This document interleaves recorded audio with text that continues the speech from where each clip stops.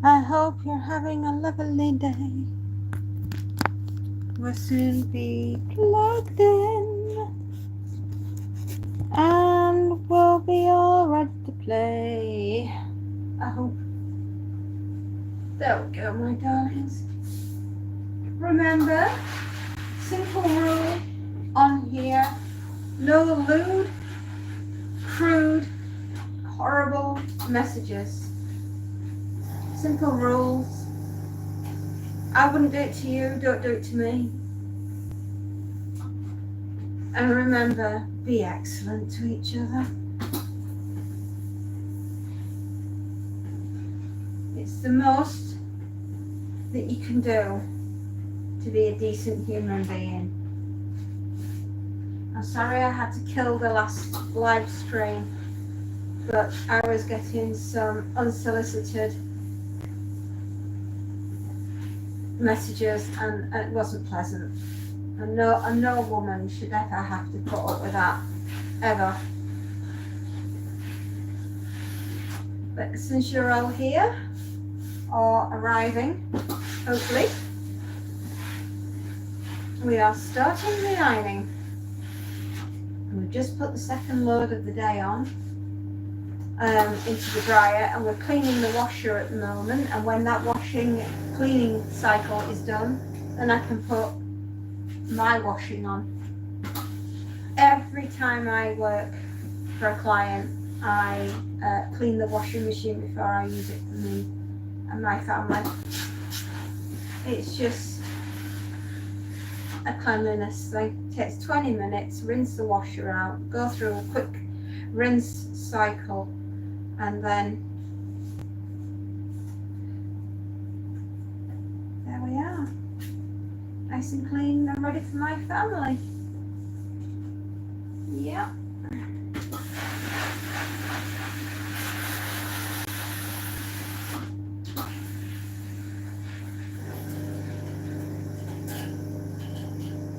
There we go.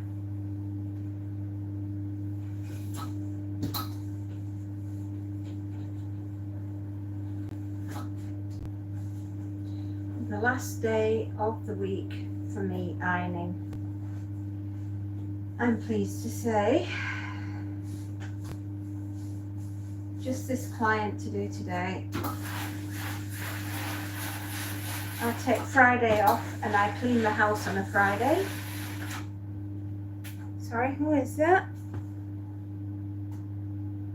Exactly. Good manners cost nothing and mean the world to everyone.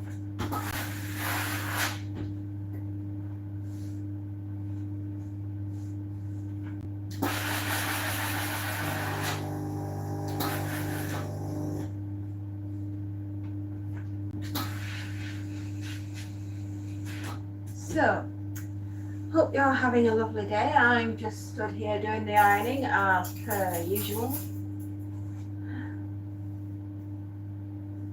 It's raining as well. And Montague, my kitten, insisted on going out to play in the raindrops. But that's Monty for you. You'll not change him.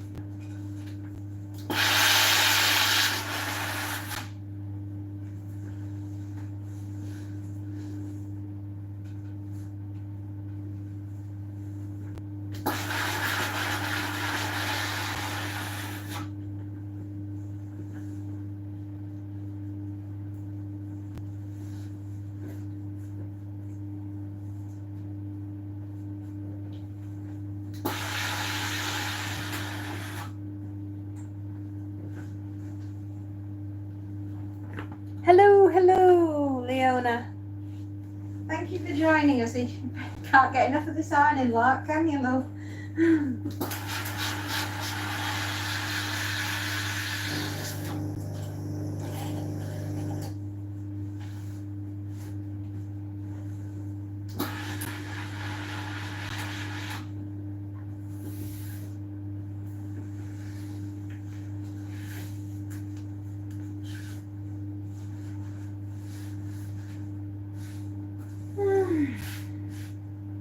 Pouring down outside. But we need it because the reservoir near us is very, very low indeed.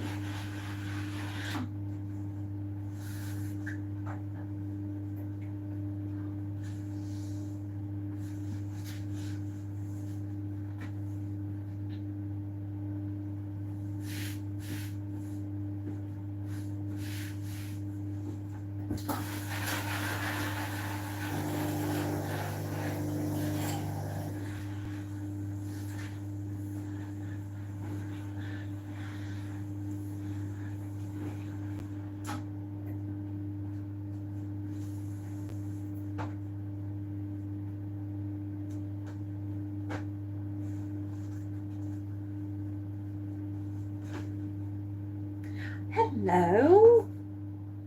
Hello, hello, hello. Oh, thank you for the love hearts and the smiley faces. Oh, that's so kind. Thank you.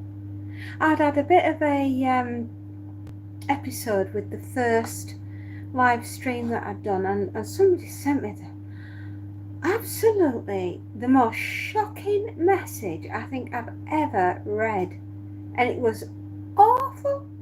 So I ended up having to cancel the live stream. I know. I don't understand. I don't understand. What makes you think that I want messages like that? Awful.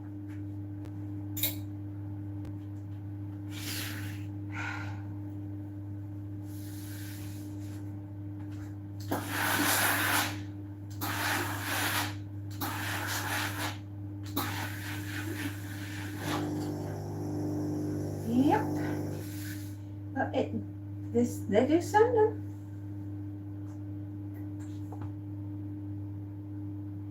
Yeah, sorry, you couldn't hear me over the, yeah, well, I'm not going to repeat it, because it was awful.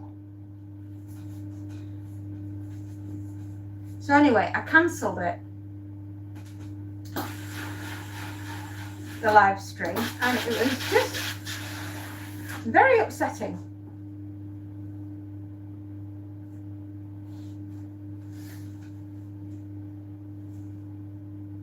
Yeah, absolutely.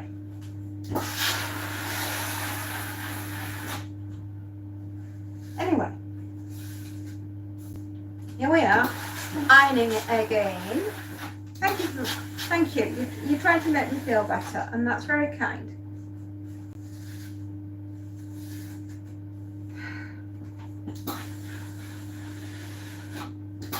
And it just shows the level of intelligence of the people that are sending it. If they think, oh, ha ha ha, it's really funny. Actually not. You're completely sad losers and you get what you deserve.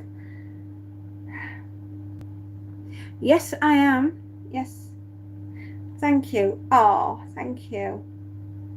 And whatever that other message was that was held for review, whoever sent it, shame on you.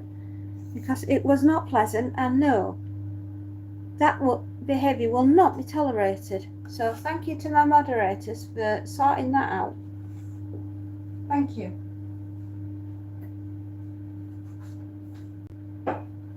Oh.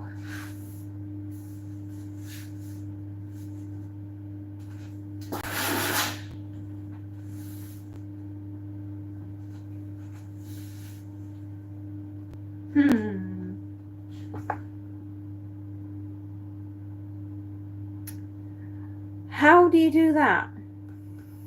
Good question.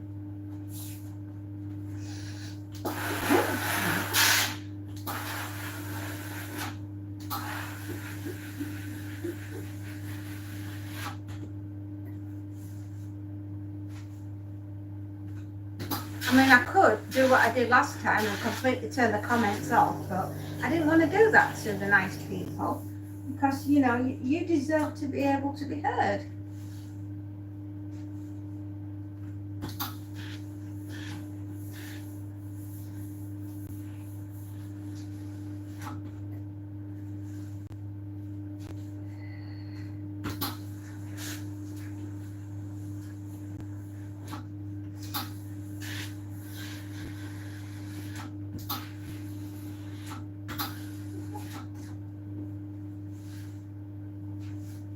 that, dear?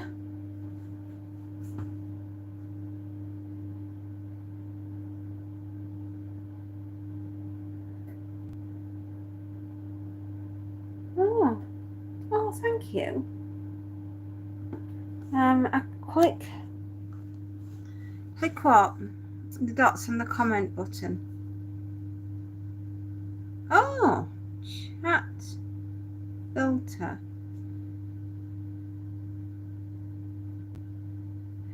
Oh, show most messages with potential spam removed. Yes, I've already set that up. So yeah, the chat filter is on. But now and again, I still get rotty, horrible ones.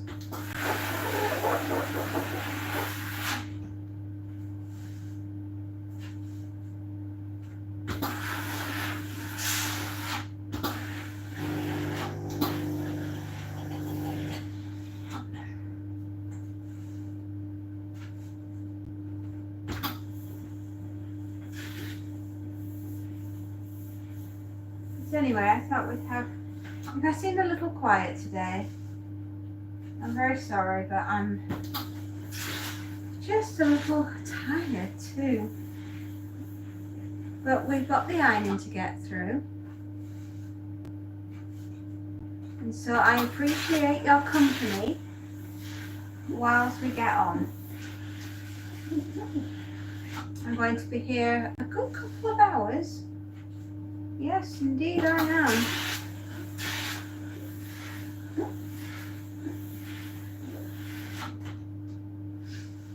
We're getting there. Wherever there is, that's where we're going. I just need to iron these pockets flat, or else it'll bug me. And I know my customer would like flat pockets too.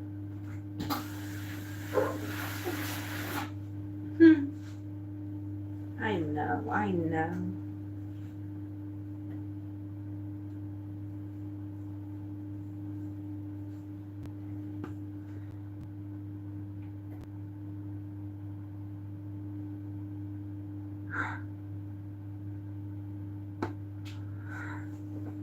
Oh,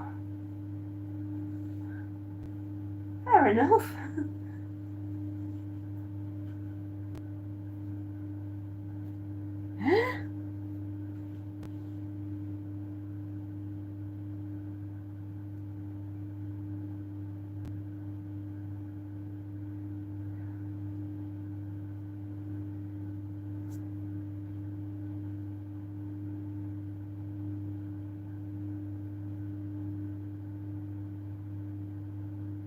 Yeah, I know, they need to be removed.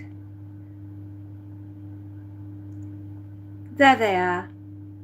They've gone. I got rid of them. Never mind. I'm so sorry about that.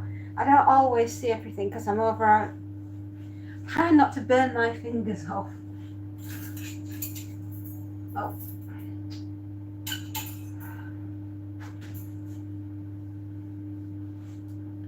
So what is everyone's favourite thing to do on a Thursday then, apart from watch me iron?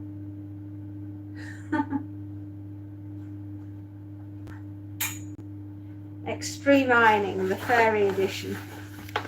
I love cats. I adore cats. And arts and crafts, yes. Yeah, I love to work. I'm a very creative person.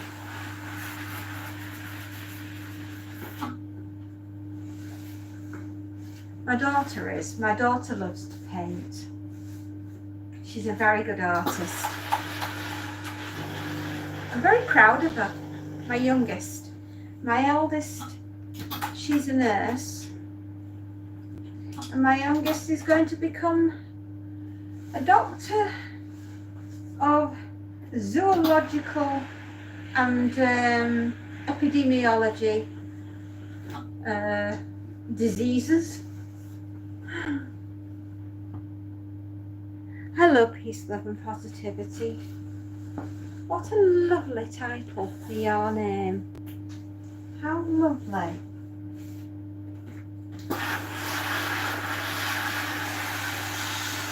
Oh, thank you.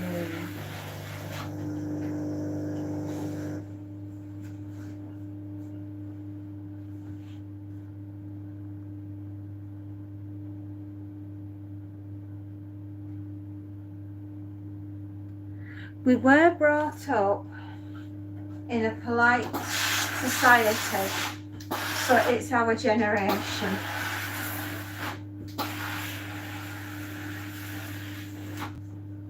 You know, I think our generation were definitely brought up to respect our elders.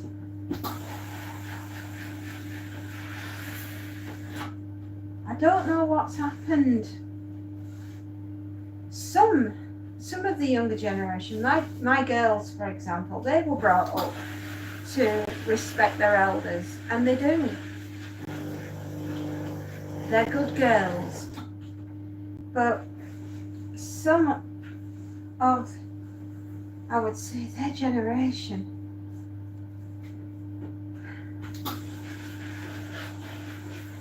it's as though, and I feel so sorry for the parents that are my age that have raised them, and they're just, I don't know. I honestly, I'm at a loss for words, and I should imagine their parents are as well, because it's stunning. It's stunning the level that the disrespect. It's so wrong.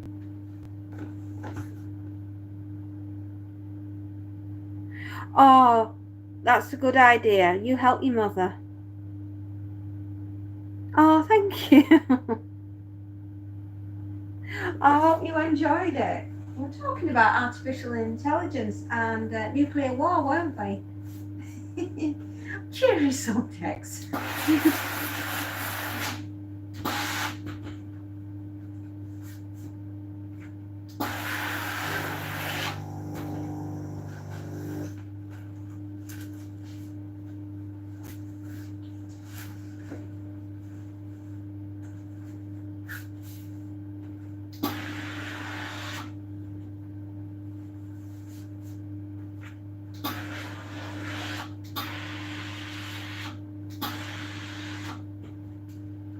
Well, that's the best I can do with a raincoat.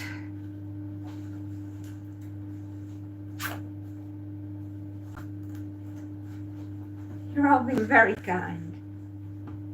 What am I doing? I'm ironing, darling. Yeah, I'm ironing because that's what we do here. It's what I do for a living. I iron for my customers. And I like to talk to you guys while I'm working.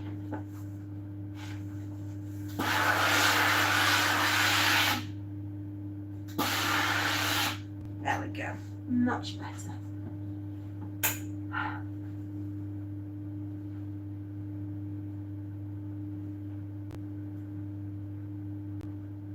Come on, buttons.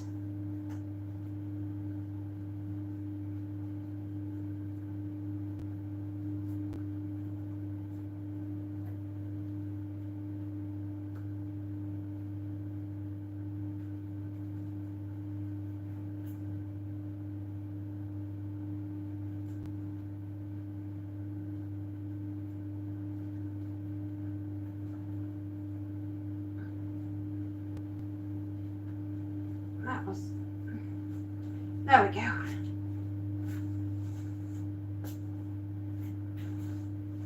Better, much better.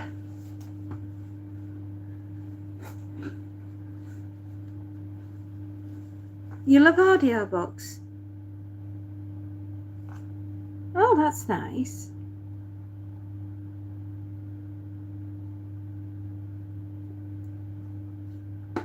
Okay, well, thank you for calling.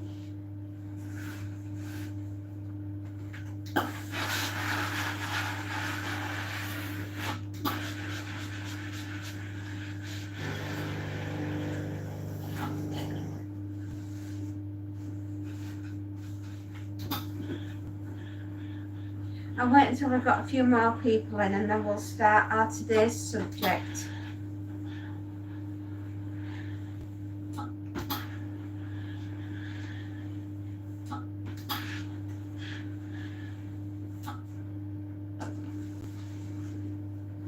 Oh, thank you for the thumbs up, by the way.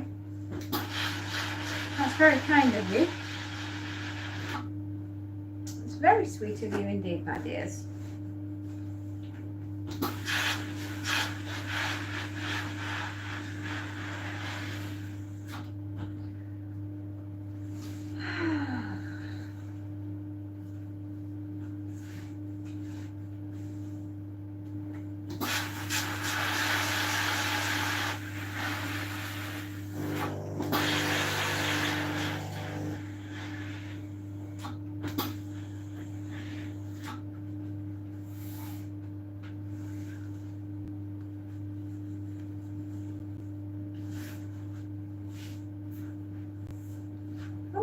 Messages. Oh, okay. No worries. I'll be on for a while. I really, really will. I haven't yet started the subject, but I'm just getting everybody settled before we start. And I thought we might talk about Cormac McCarthy's The Road. Yeah.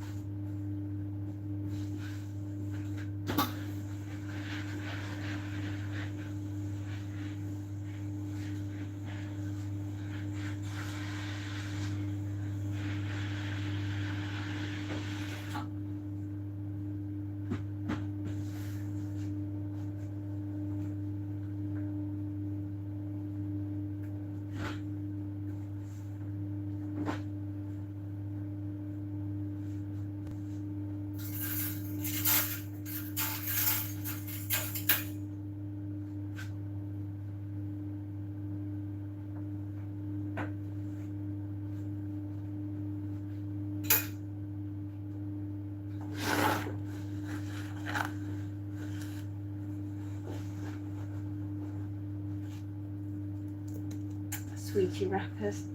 I always check pockets because you don't want a plastic sweetie wrapper to end up melting in someone's pocket now, do you?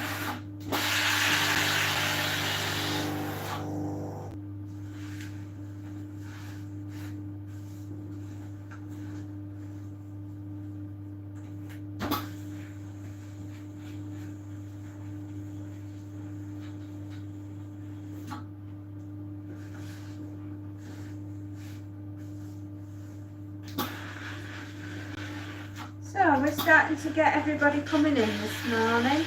Are you all ready? We thought we'd talk about Cormac McCarthy and his novel, The Road. If you're up for that, a good, solid, end of the world novel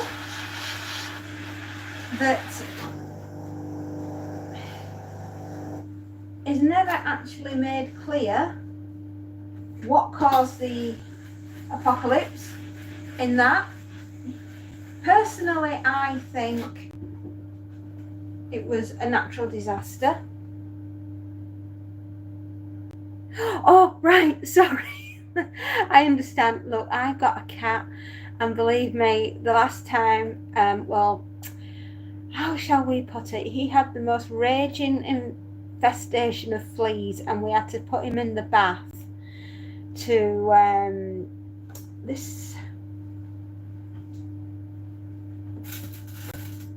And nowhere am I affiliated with these people, but Flea and Tick shampoo, as far as it goes, but it's called Bugalugs, and it's for cats and dogs, and it's a specially formulated shampoo, and it's in case they ever come back, because believe me, it was horrendous. Not only did we have to treat Monty for fleas, everybody else in the house had to put a flea collar on as well. If you can imagine the equivalent of a flea collar. And we had to spray all the carpets, and I'm not joking, it was horrendous. It was this time-ish, maybe just a little bit later in the year, but wowzers, the fleas were a popping and a hopping around the house, and it was not pleasant. No, they don't, but we had to wash him, and that was that. And believe me, we all had a bath too. We were absolutely soaked. I think he must have thought we were trying to drown him, but in the end he just sat there and he howled in the bath and he cried and he did not want to be washed. But when you have something like that, there is no choice. It's that, or you know, he's going to be sprayed liberally.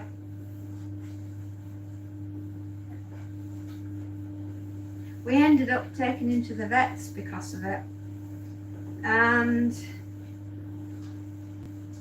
the vets were absolutely amazing, and they recommended a product to us called Stronghold, and I can honestly say we've never had a flea in the house since. It's amazing stuff, but because it's a neurotoxin and it goes on the back of the neck, a bit like what's that one, the other one that we have,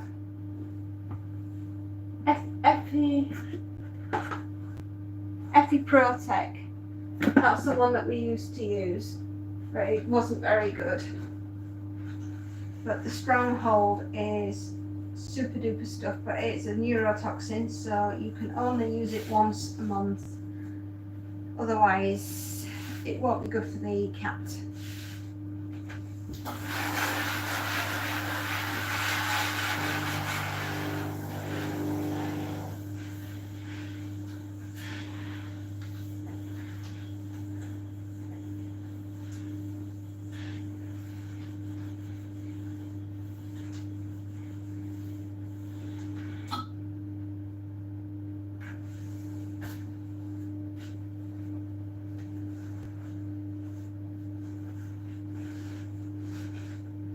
At the moment, Monty's charging around the garden, as only Monty can, but I'm going to go let him in about an hour because he can't be out all day.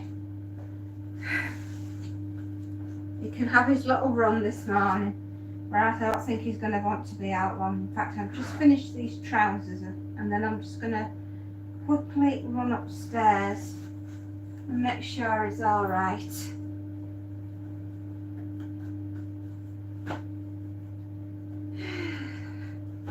I think he's been out enough in this weather.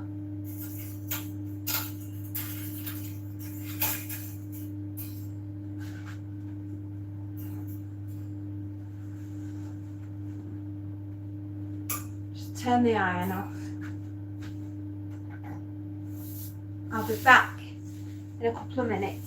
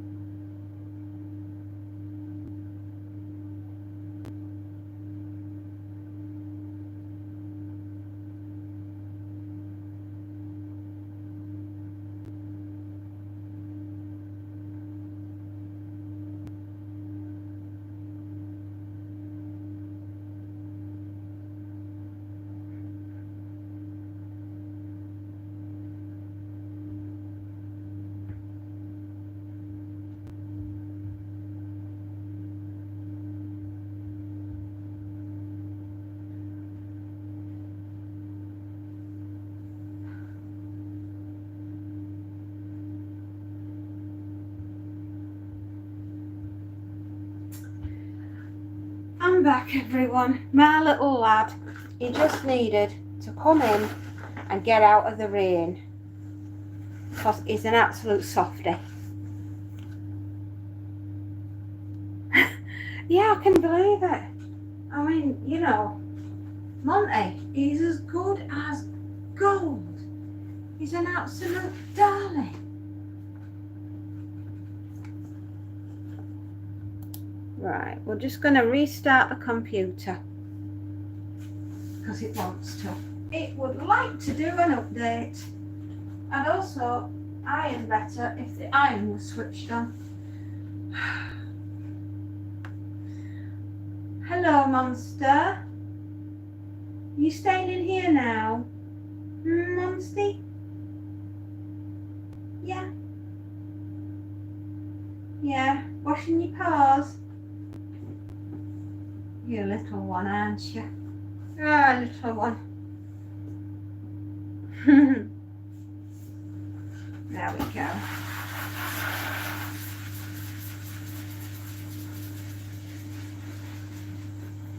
Why don't you go upstairs and dry off? What have you done? What have you done? What have you done? What? What is it? Nancy? Naughty. Those looks stick. They come there.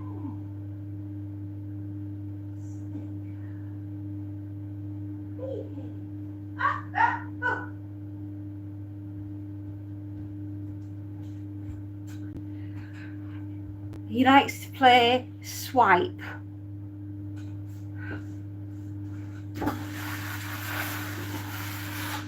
Because he's naughty sometimes. Unbelievably cheeky boy.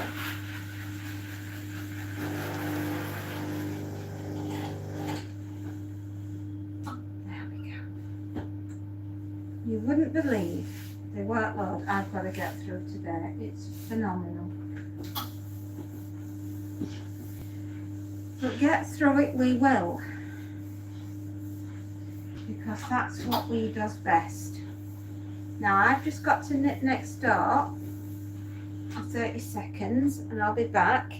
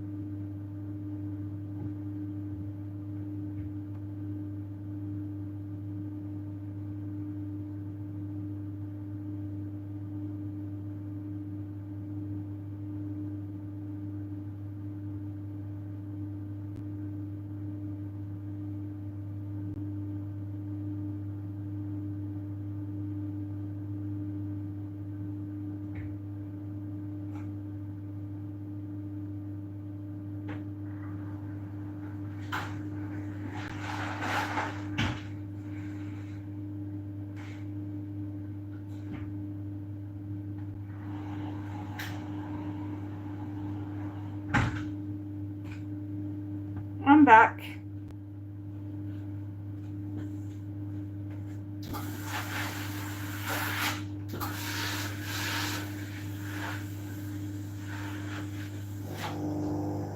Right.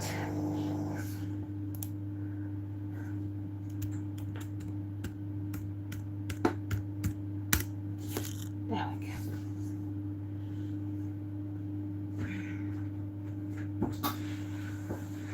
Sorry about that. I've had to go shove the washing on again, see to Monty, sort the computer out. Never ends.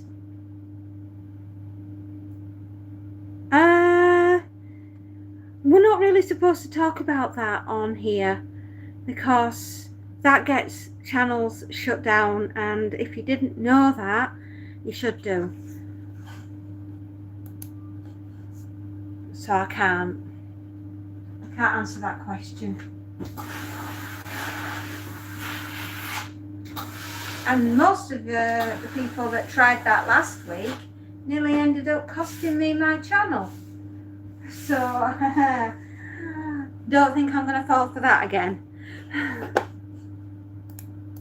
In fact, let's just pop you on time out.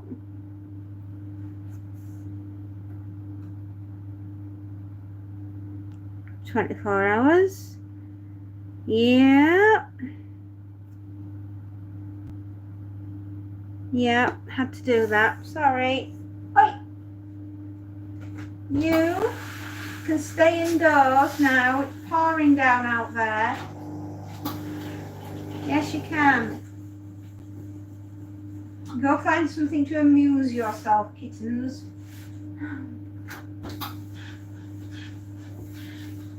Yeah, if you get people on your live stream that start trying to do anything like that, you know, just zap them, because they're nefarious people and they're just trying to get you kicked out of a live stream, as I found out to my detriment last week.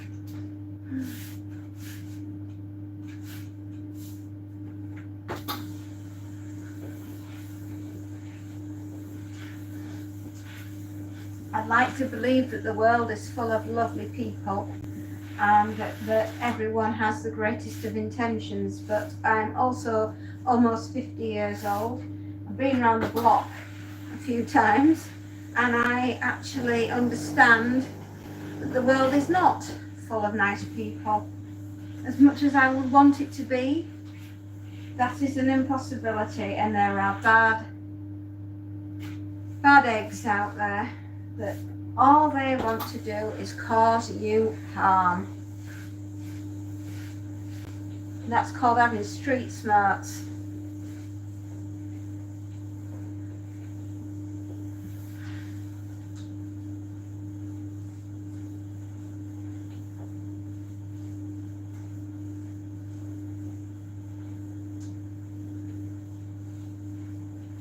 As the saying goes, trust no one. That way you'll never be disappointed. Unless you really get to know them. In which case then you can reserve judgment.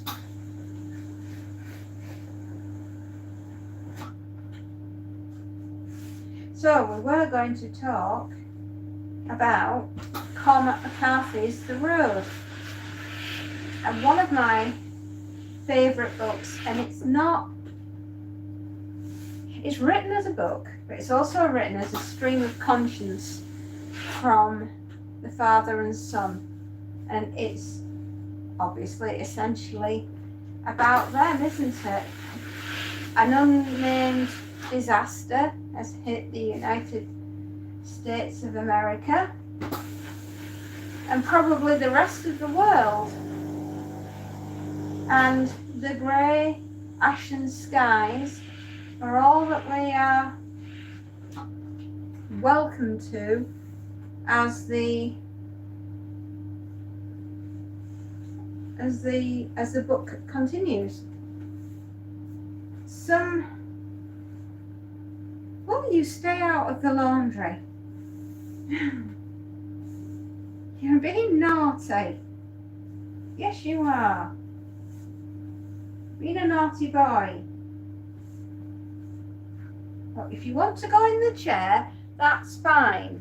Go in the chair. I'll move this bag. Yes. All right. You behave now.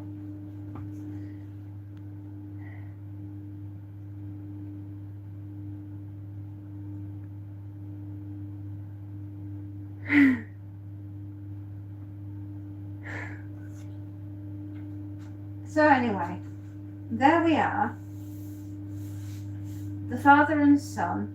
Some years have passed since whatever happened, and it's never made clear what caused it.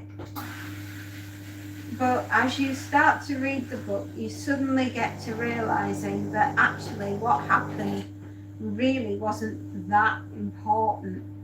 But what happens afterwards is, and the father keeps having flashbacks to what life was like with his wife, the boy's mother, before. Yeah, look, see, you've got the chair all to yourself now. Are you happy? Yeah.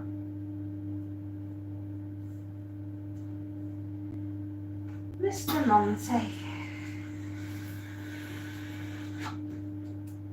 And anyway, the father keeps having flashbacks to what life was like before the disaster hit, and the beautiful memories of his wife, who he dearly loves. And as I said, most of the animals are dead, and there isn't any vegetation growing, and because there's so little sunlight, we're living in a very grey, ashy world. And the father and son are seen crossing across America, and it's their fight for survival in between avoiding the cannibalistic tribes that are going around and rounding up people and eating them. And things must be pretty bad for that to be happening. There must be absolutely no food and no animals that they can hunt for food, because we're now hunting and eating each other, and it is the apocalypse in the rawest form that I have ever read. As I said, the book, The Road, is like a stream of conscience from the father to the son and the son to the father, and the father insists that he and the boy are the good ones, and they're carrying the light, they're carrying the fire of what goodness is left in humanity. And it's their way on the road and their survival while they're avoiding these horrendous cannibals, basically. And let me tell you this. Oh dear. Did somebody stand on the cat? Did somebody upset the cat? Oh dear. Oh, that sounds terrible. I hope you're okay.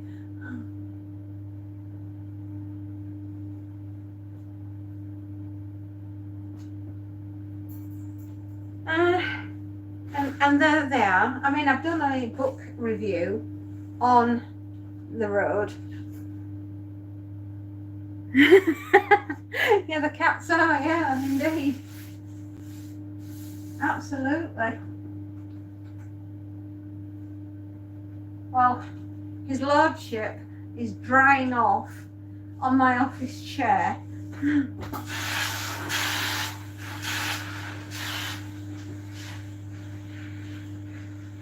He's been playing outside in the rain because he's dopey, and he's come in absolutely covered in wet fur and mud.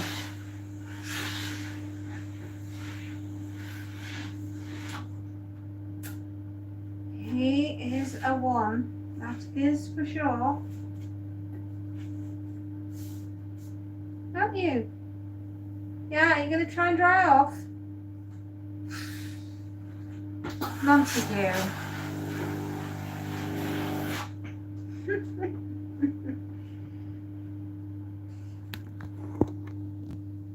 Yeah, even the sleepwalkers feared the cats. I know they did. Oh. See, there he is. He's stolen my chair and he's dripping wet. So it's just a stinker today, aren't you? Absolute stinker. Yeah, even the sleepwalkers feared him. And Stephen King would know all about that.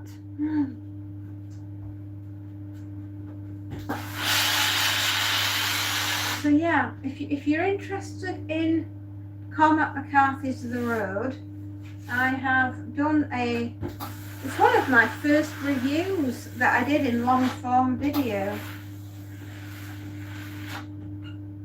But I love the fact that you don't know what caused the apocalypse. You just know that it's happened, and I think the book is super vicious, and it's more vicious than the film.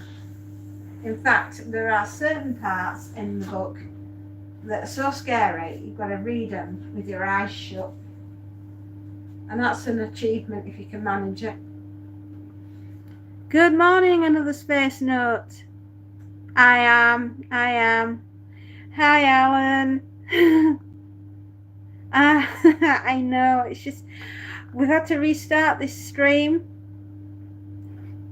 Earlier, I was in the utility room folding laundry and I got the most obscene message I've ever seen in my life. So I just killed the stream and I thought, we'll start again.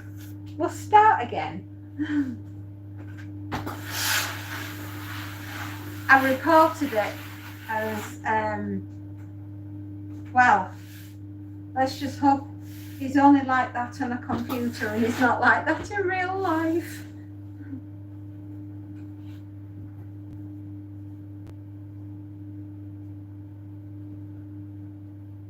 No, I'm not surprised. Anyway, hopefully your cat won't do it again.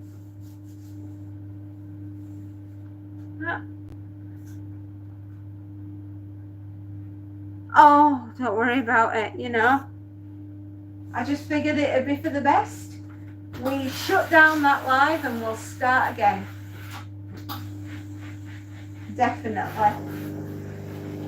Anyway, subject of today, we're doing Cormac McCarthy's The Road. A really cheerful end of the world novel for such a rainy day as it is today.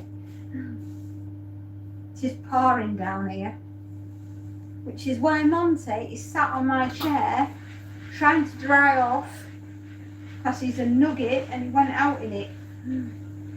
Ain't you, mate?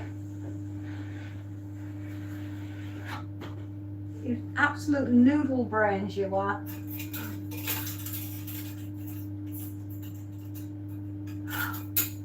That's what you get for having a kitten. Yeah, you, mate. You are an absolute muppet. I love you. I know. You'd think that they, you know, they did say years and years ago that you had to have a license to be able to own a dog. Well, the same applies to if you want to go on the internet, I think. So anyway, the thing about The Road, the way that Cormac McCarthy wrote it, he wrote it as the father and obviously the son being the main protagonist, but also as like a stream of conscience of the conversation between the father and the son. And it reads like that. It's like you're basically in the book right by the side of these two, and although you can't talk to them, you can hear it. It's like now being on here talking to you guys on YouTube, and I can't hear you, but I can see you. Well, with this book, you're just looking at a conversation that's flowing through the book, and sometimes it drops out and we're going to the man's subconscious, and it's him remembering his wife before the disaster struck, and he's remembering her in the beginning and when she was pregnant and giving birth to their son, and their survival, and the ultimate night that she says, we've got to, we can't go on the way that we are doing. There's no more food. Things are really bad. The world has ended. It's never going to come back. It's Tiko Waki, as they say, the end of the world as we know it. And because we can't grow any food, because there's too much ash in the air and it's blocking the sunlight, the plants aren't growing, and there's no more animals, and other people are doing it. And if we try to keep going, it's not going to make any difference, because the others that are out there that are hunting us for food, because there isn't anything else to eat, they're going to find us, and they're going to do bad things to myself and your son, and then they're going to kill us and eat us. To put too fine a point on it, and the father's arguing that he can't do what she's asking him to do to his only son and her, because he loves them too much and he wants them to live. And she says, what are we surviving for? She asks the ultimate question. Having lived through the disaster, she's asking, what are we surviving for? What is the purpose to us being here? Because it's not going to get any better. And she is defeated at this point. She knows inevitable that it's going to get colder and colder and colder, and the world is dying, and everything in it is dying, and the only things that are left over are the ones that are roving round in gangs, and they're eating the weaker, and it's just a pretty bleak book. If you're looking for a happy ever after style apocalypse, you're not going to get it with Cormac McCarthy's The Road. You are getting a very bleak, nihilistic apocalypse, and dare I say, probably one of the more realistic apocalypses, because what I think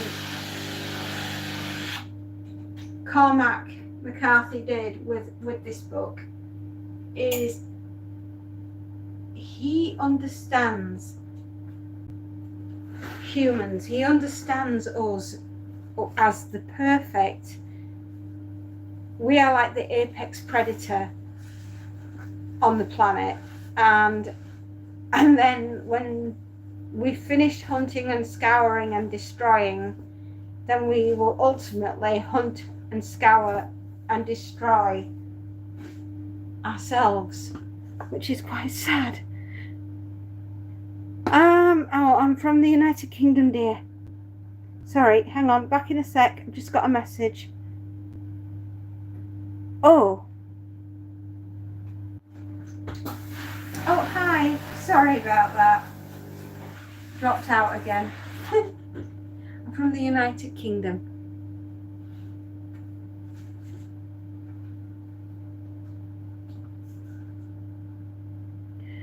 Oh,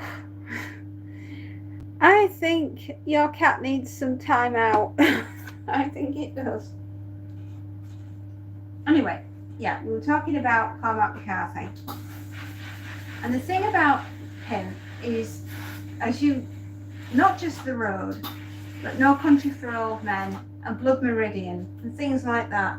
If you read his work, oh yeah, everything's fine, my darling, everything's fine. Just logistically sorting out the moving of our youngest child, and we are collecting her this weekend. So happy days. She will be home, back with her mama and papa, and all will be right with the world. So anyway, yeah, so if you read anything by Cormac McCarthy, No Country for Old Men, Blood Meridian, quite vicious books, but I think The Road is probably one of the best ones he's ever done, because it perfectly captures and encapsulates an actual apocalypse. You could imagine this is an apocalypse. It's as close to an apocalypse as you're ever going to get. It's hauntingly brutal and absolutely breathtakingly beautiful. Is the prose and the writing, obviously going through the book. It's poetic in its nature of its destruction of the human soul. It's that level that you're getting.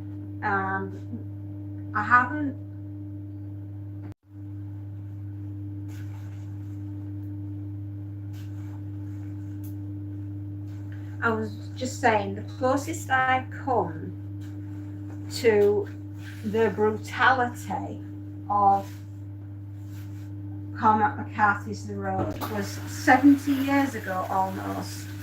Another book was written called The Death of Grass by John Christopher, and that is a very nihilistic book, and as I say, that's 70 years ago that one was written. Next year it was 70 years old, so it's almost an antique, and that deals with the apocalypse. There being obviously a lethal virus that kills all forms of food, as in all grasses, rice, wheat, barley, even the grass in your front lawn and your back lawn, and that's a very nihilistic view, so I'm using that word again, to the apocalypse. But that's just based here in the United Kingdom, and it's not just here, it's all over the world. Everybody's grass, everyone's got the Chun-Li virus, and it's killing everything, and it will. We are in the same predicament as we are in The Road, that there's no more food. The only thing we've got are potatoes, turnips, beetroot, anything that's a root veg, and there will be no more animals because we can't possibly keep them alive and feed them the root veg, because we need it to eat, and so the animals are really going to go down in decline. There just won't be any. And when we eventually do run out of tins of food, and we will, and packets of biscuits, because it's inevitable, we will end up in the same situation as we are in The Road. Except John Christopher didn't go as far as showing that, because he ended it with John Custance having killed his brother David. In case you've not read the book, I'm sorry, I've just spoiled it for you. I do apologise. And he ends up taking over Blind Gill Farm. But if you take it one step beyond, you end up with Cormac McCarthy's The Road, and Cain may have killed Abel, and then he sat down and ate him because there wasn't a farm to inherit. So that's one step beyond. And it's just bizarre that there's at least 50 years between each book, because it's about 20 years ago since Cormac McCarthy wrote The Road.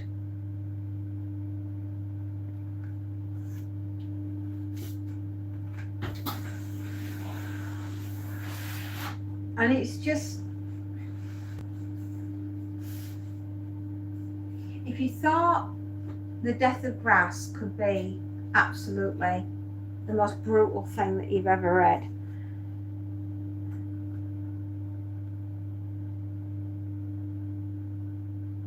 yeah, I know, it did.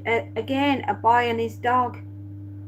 So I suppose you could say, yeah, that was sort of like sandwiched in between The Death of Grass and Cormac McCarthy's The Road, as you got the boy and his dog. Yeah, good point, Alan. And that was a shock ending. Although I've got to say, the dog that was in that was absolutely hysterically funny.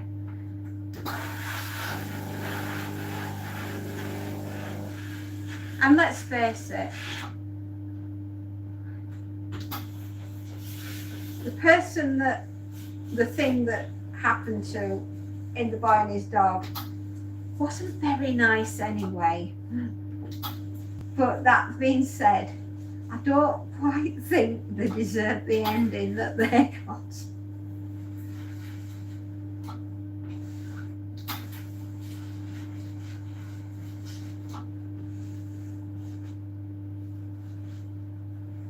You see, John Christopher alluded to it,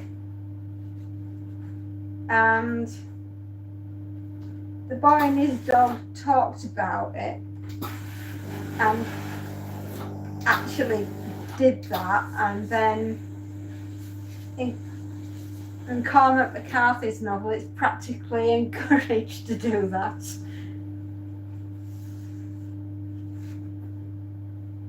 It's the ultimate question that the mother asks, and she's looking at her son when she's saying it to the father. We have to do this. What are we surviving for? There's nothing there to survive for. It's over. It's over for all of us. Everybody's doing it. They're all escaping. Why can't we? Why can't you do that for us? And he says, it's because I love you too much to take what's rightfully yours.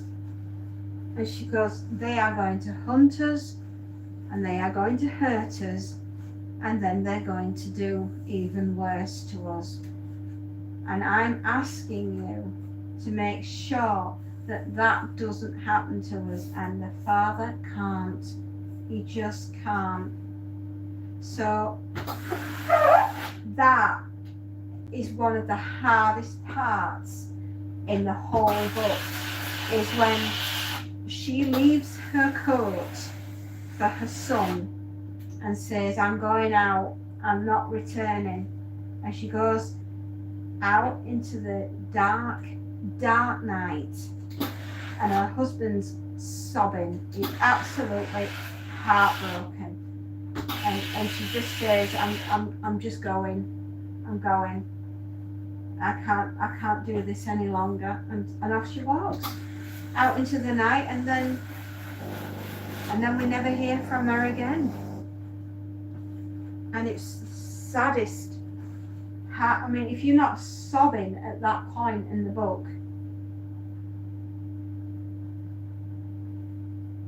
if you're not absolutely beside yourself with grief at that point,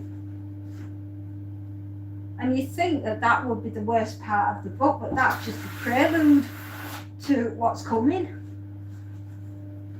Because boy, oh boy, do we meet the hunters. And they are merciless. They just...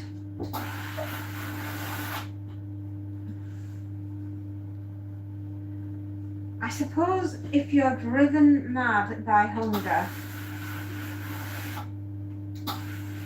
you are indeed lost, both in conceptual spirit, as in your soul is damned, and not only that, you're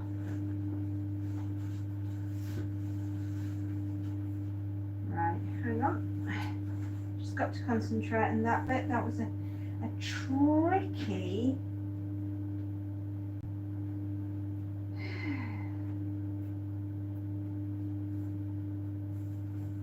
there we go.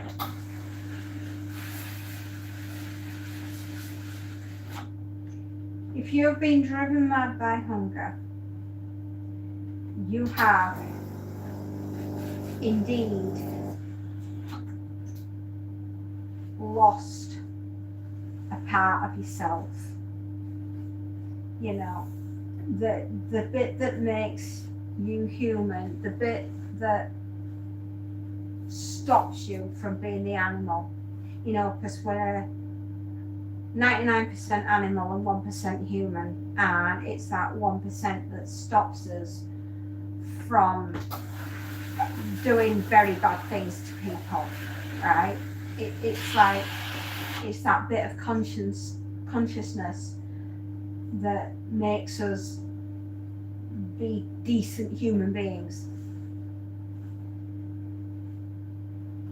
And I should imagine when you're driven mad by hunger, that gets harder and harder to hang on to the point where you have now given up your humanity to become the beast.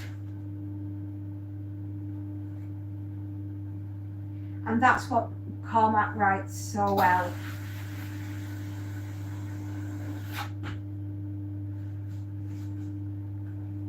He manages to harness who we are and reflect to us what we will become in extenuating circumstances.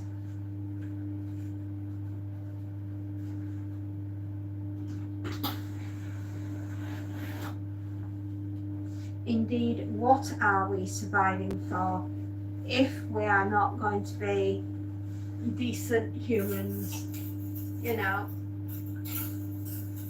because the humanity has been eroded out of us. I mean, by the amount that these cannibals have basically consumed, they've probably got prions by now anyway. So that, in effect, is eating what's up here, their brain, and because of that, they're becoming less and less human as time progresses throughout the novel, to a point where they're not going to be capable of conscious thought because their brains will be so destroyed by eating other humans.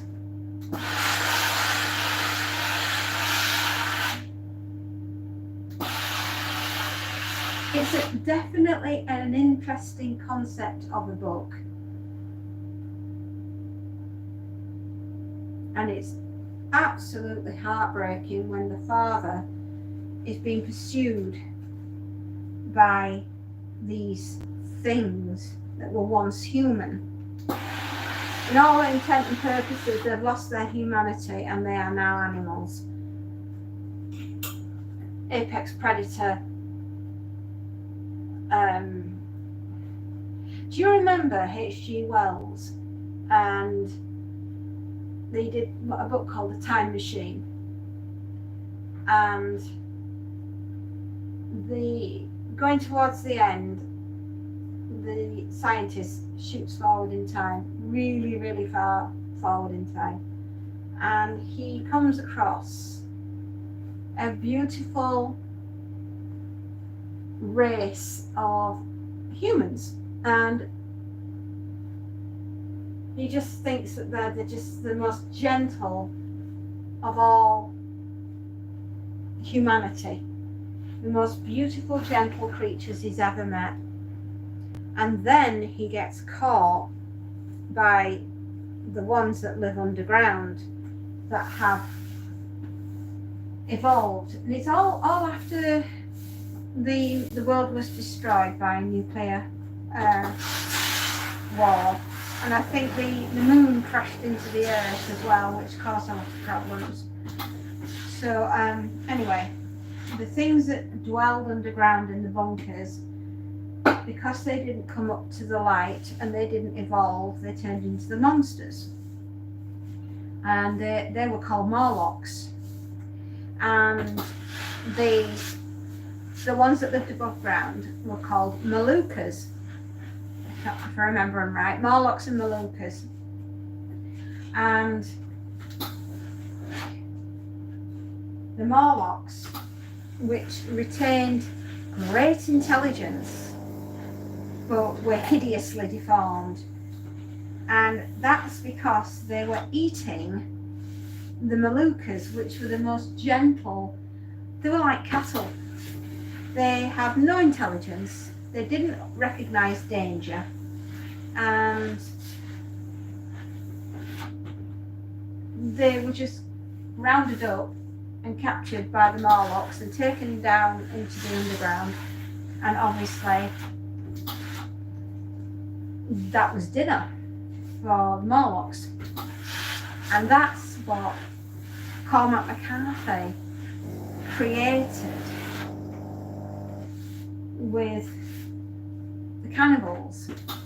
And the father is always insistent to the son that they are the good guys and they carry the light, the fire inside. And there is just an absolutely desperate part in the book, because they're walking across America and they're trying to avoid these things by hiding as much as they can, because they're trying to get to the coast from where they lived. And they're walking and walking and walking. And they get almost caught. And the father is seriously contemplating, thinking that they cannot get away. And he has 2 bullets left, one for him and one for his son, so that they won't suffer if they can't get away from these things. And, well, let's just say the father has to use one of them, but not on him or his son, but he had to use one on one of these things, these cannibals, that was holding onto his child.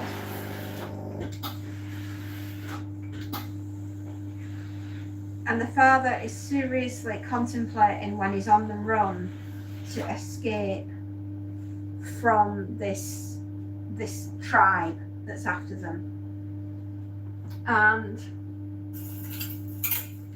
he's seriously contemplating using it on his son, so his son doesn't suffer, because he doesn't think that they can get away.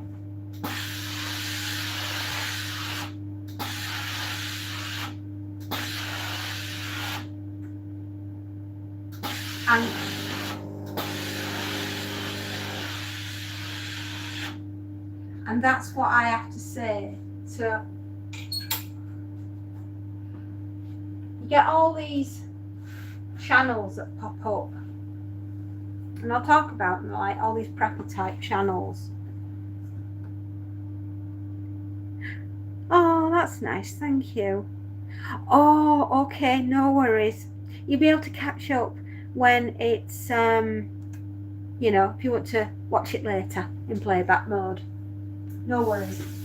I really picked a really lovely subject, haven't I? So yeah, so the father's thinking about doing the ultimate and sparing his son from the inhumanity that is awaiting him from these things. And it just so happens that they managed to get away, but unfortunately the ones that are captured, not so much. And there is the, dare I say, infamous scene in the book regarding the young baby, and I won't elaborate on that because it's pretty horrific, and it's probably one of the most disturbing books as well that I've ever read. And I've read some disturbing books, but this is so realistic and so brutal, and that scene will stay in my mind until they're putting me in the ground. And I can see why the road is used in English literature at degree level regarding stylization and writing skills, because it is so brutally realistic.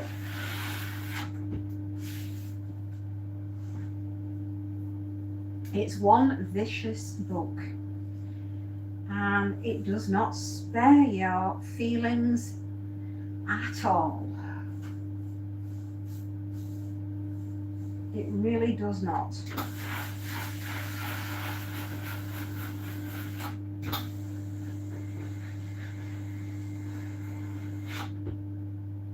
I will finish off this bag, and then I'm just going to quickly nip next door and empty the dryer so that I can get my stuff in.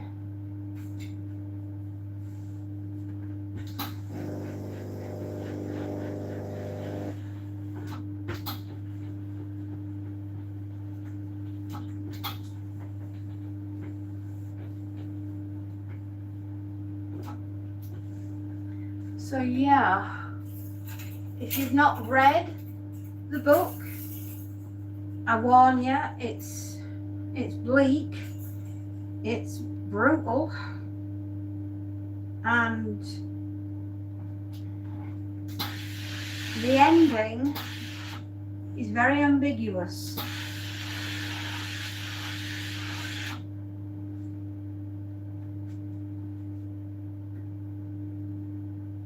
And I don't think it needs a follow-on. It doesn't need a sequel. It was just enough. It really was just enough.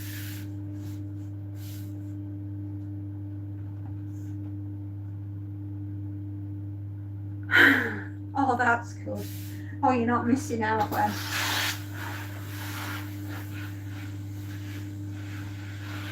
I've often said that Hollywood tries to nickel and dime the heck out of everything. If they find something that works, they will franchise it and do it to death just to get every last cent. And I'm really, really glad that in masterpieces that you get, which The Road is an absolute masterpiece, a very dark and bleak one, but it is up there. You know, it should be hanging around with the lyrics of Bob Dylan and the writings of William Shakespeare. It's that good.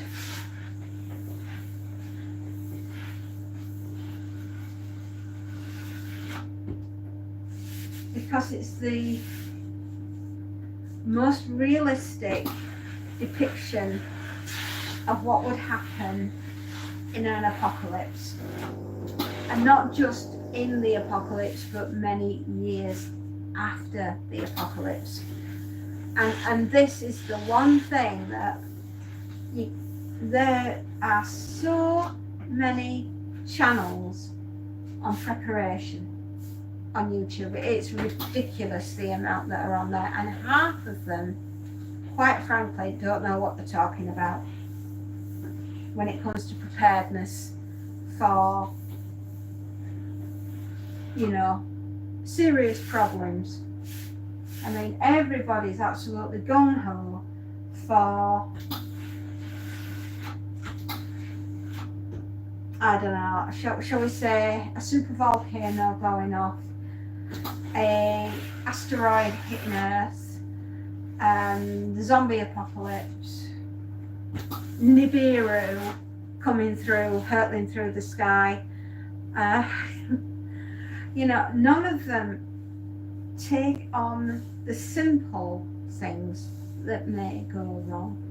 The loss of a job, illness in a family, being unable to work because you've been injured, you know. Oops, we've run out of water. I'll be back in a minute.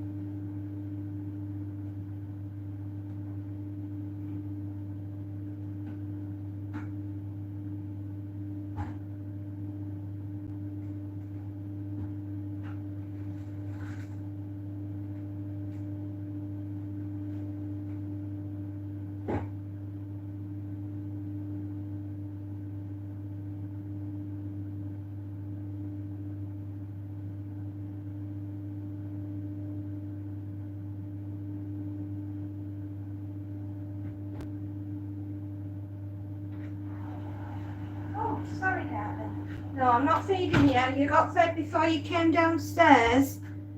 No. No, I will not be feeding you because you got fed when you came downstairs, buggers. So yeah. Not one of the prepper ones really that I've come across, and I've seen so many that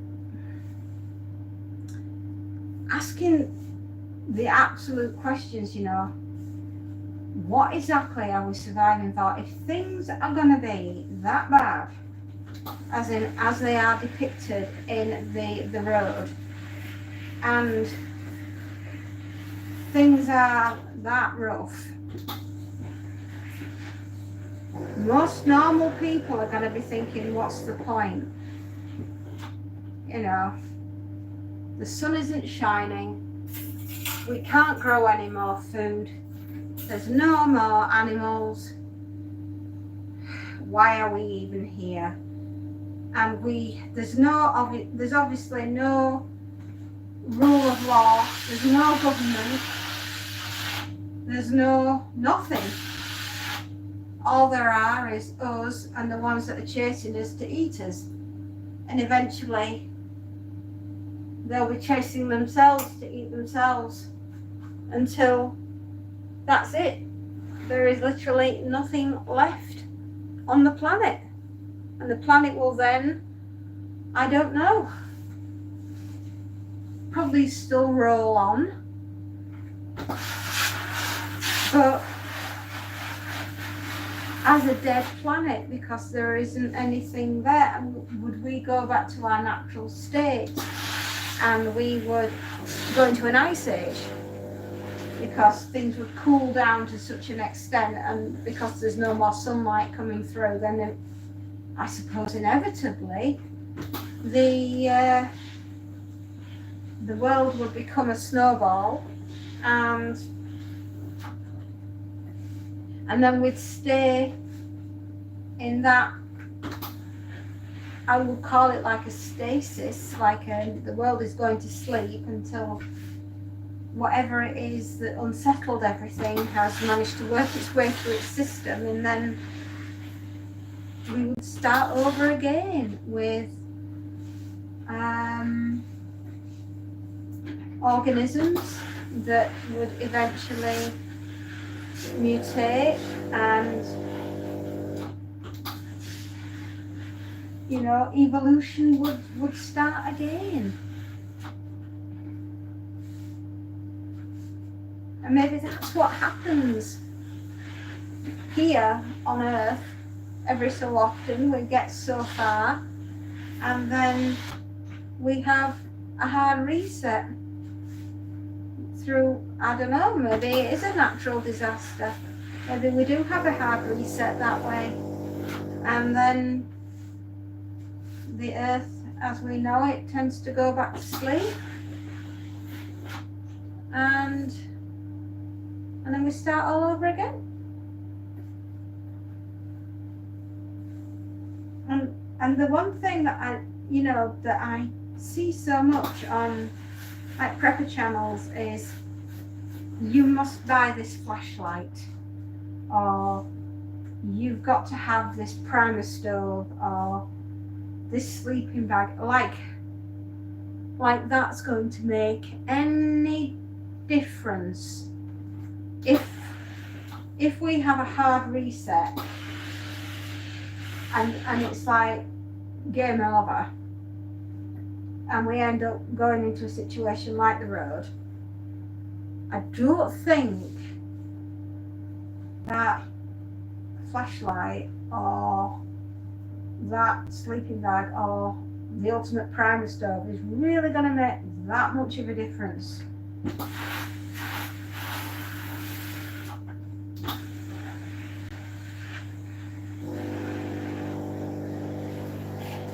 And it's being aware of that.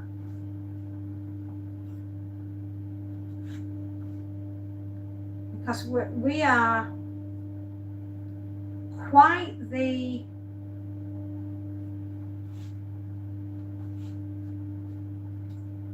like comfort. Us humans love comfort. We love to feel secure, and we like to have our devices and things like that. We love our mobile phones, we love our computers. Here we are on YouTube talking to each other. And for a lot of people, if that was just taken away, I don't think they'd be able to cope. So can you imagine living in a world like the road?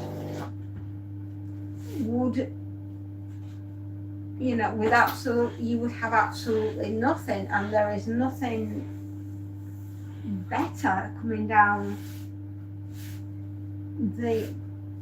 wherever you go. It's just wall to wall death.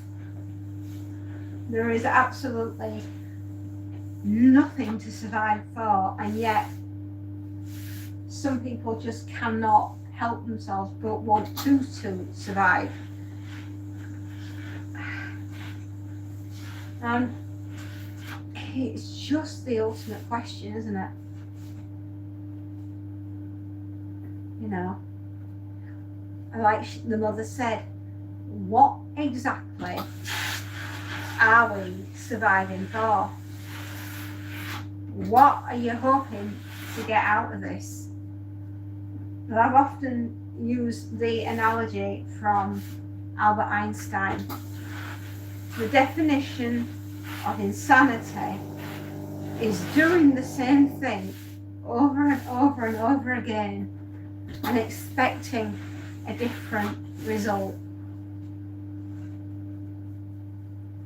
And that's what Cormac's trying to tell us in the book.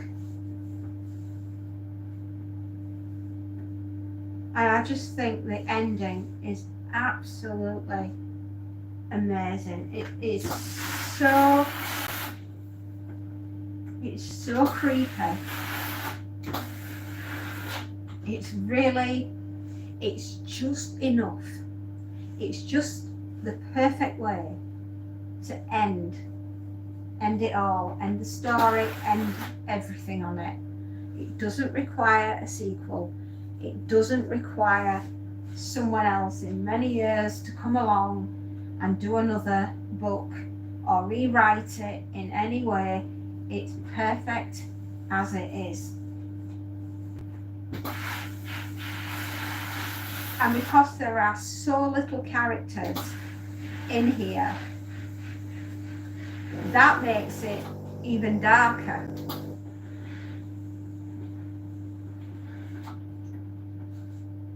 And if you haven't read it, I highly recommend it. It should be in your top 100 books to read before you die. And like I said, I can see why they teach it at degree level in English literature. I really can. I know this because my daughter's best friend did English at university, and she had this to do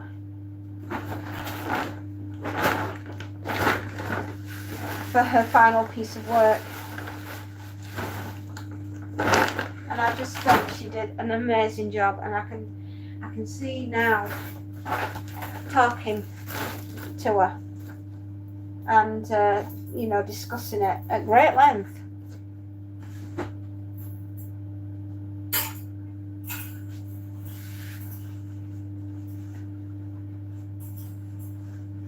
And she got a really good degree as well. In fact, so much so that they took her back and she's now done a master's this year. And I'm so proud of her. You know, for her 18th birthday, I bought her a book, a first edition Daphne du Maurier, and I had to go and hunt it down all the way to South Africa And it was the last book that Daphne ever wrote, called Rule Britannia. And if you don't know what Rule Britannia is, look it up.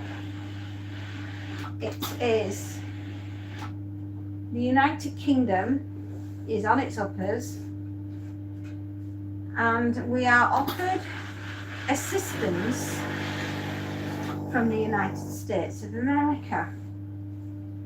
I mean, everything that could go wrong for the United Kingdom has done.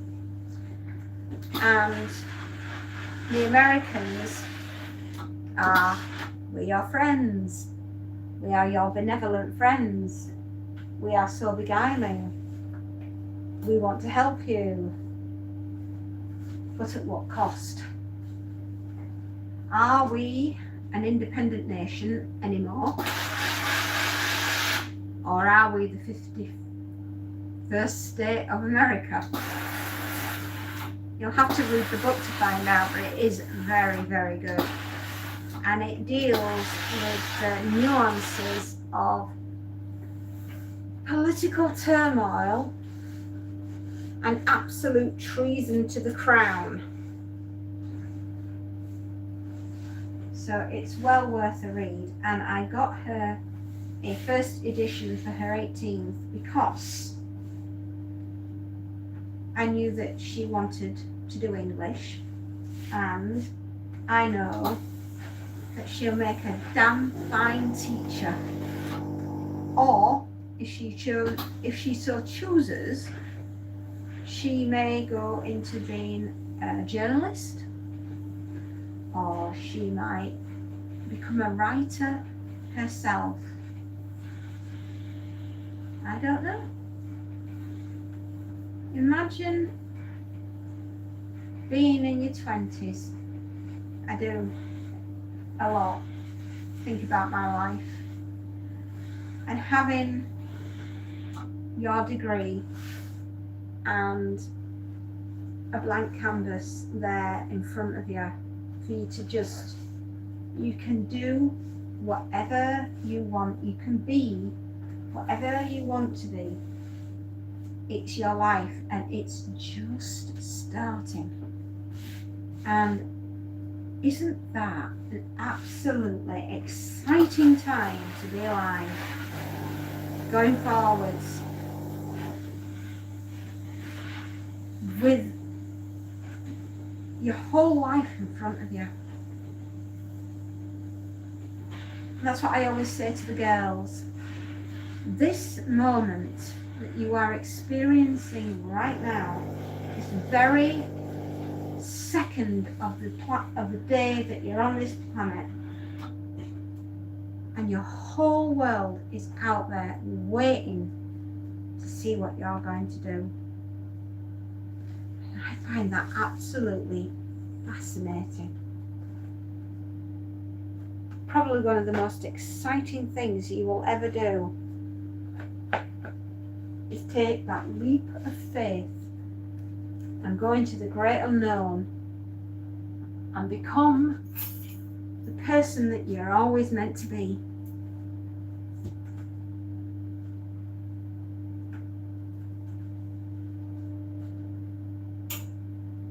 There you go. There's a thought for you.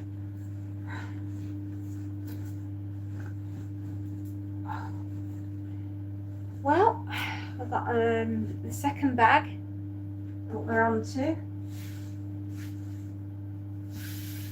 I'm just waiting for the washing to finish so that I can swap that and get another load on.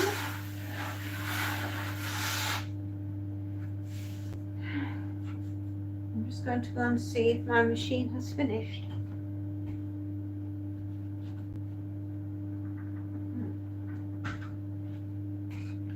Not much longer. We've only got 4 minutes.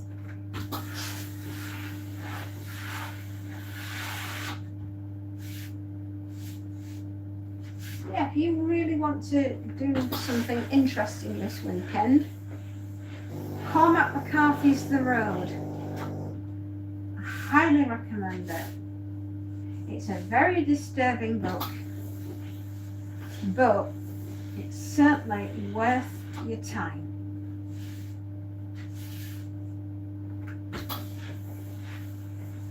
Yeah, definitely. It's gone very quiet. Has everybody gone back to sleep, or have you all run away because you can't stand the thought of reading the book?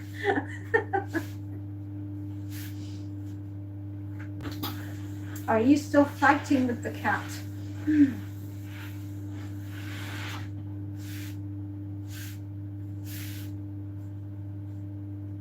I don't know. I'll wait for it to get a little bit busier and then we'll start talking about something else. Yeah.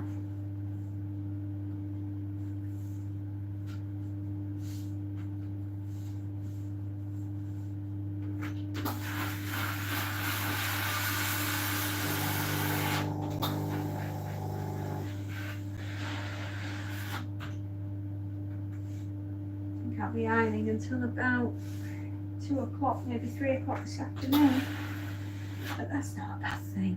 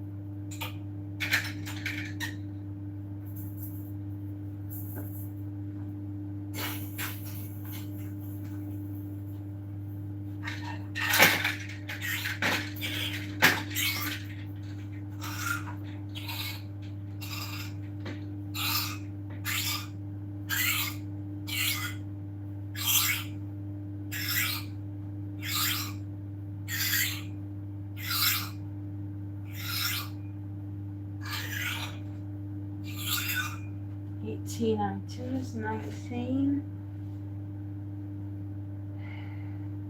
We've done our first 20 in a bit.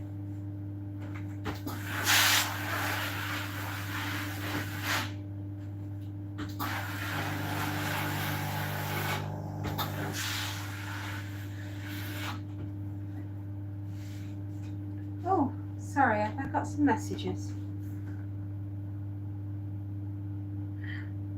Oh, hi! We've just been doing Cormac McCarthy's The Road for the last hour and 45 minutes.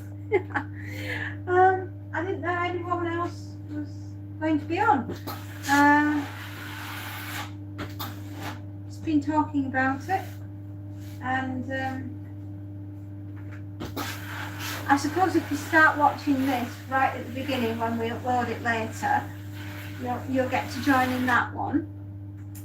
But let me think. I'll pick a different one for you.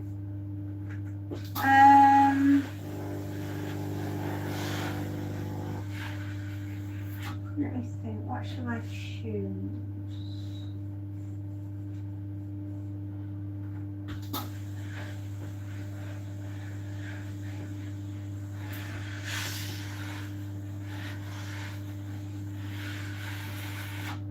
We've done quite a long 1 hour and 45 minutes pretty much on Cormac McCarthy's The Road. I mean, if you let me know if you want me to still continue talking about that, or are you happy to watch this live later on from the beginning, and maybe there's a book that you're quite interested in that I might have read. What would you like, my dear?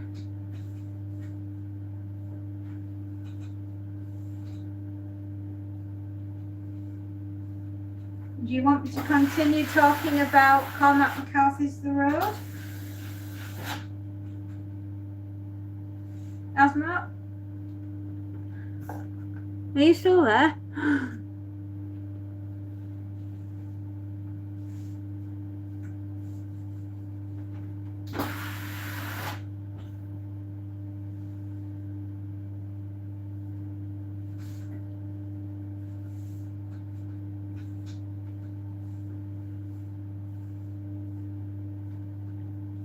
I could tell you about a fantastic film that I watched called Silent Night,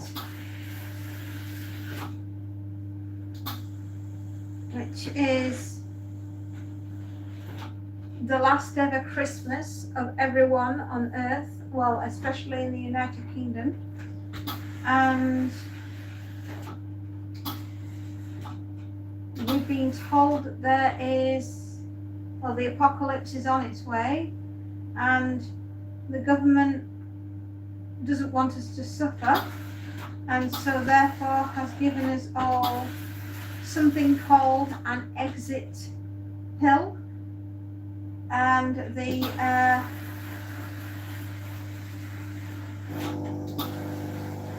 it's the story of how we celebrate the last day on our Earth.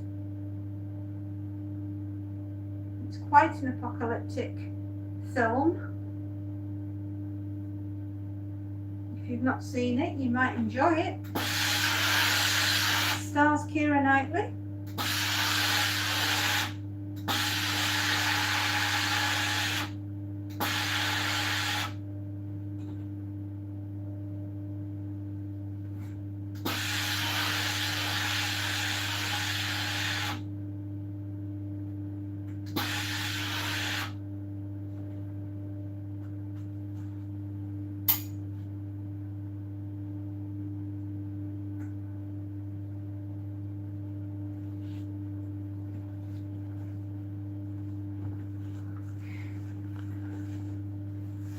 You've gone, haven't you, my dear?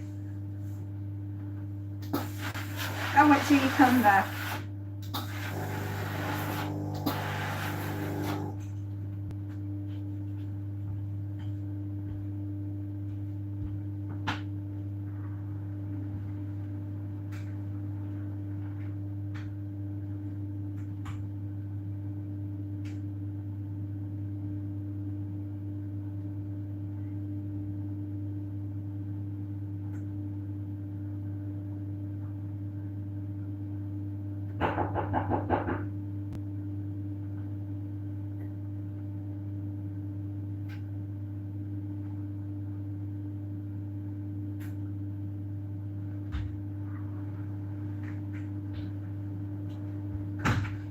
Did somebody just knock and bang at the door? Yeah, I thought so. Hang on, Maria. It's alright, love. It's alright. I'm so sorry. I thought I heard someone. I'm like, nothing's stopping me yet. Utility room.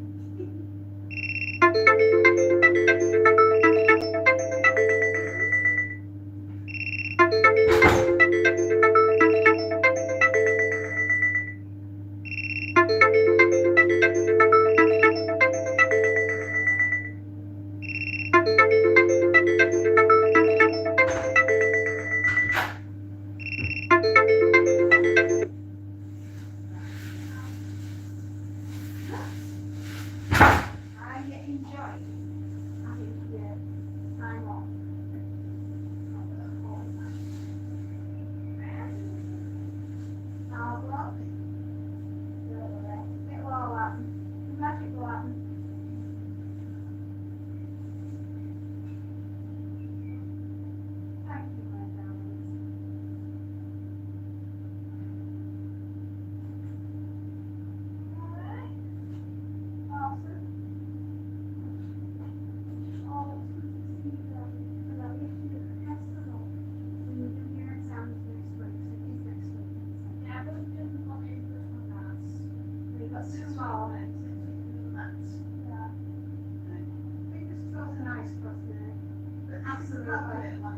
Yeah. Oh. So biggest toes, and I don't know how you do that with your fingers. They're just amazing. You won't have arthritis when you're older. Take care. Bye bye, my darlings. Bye.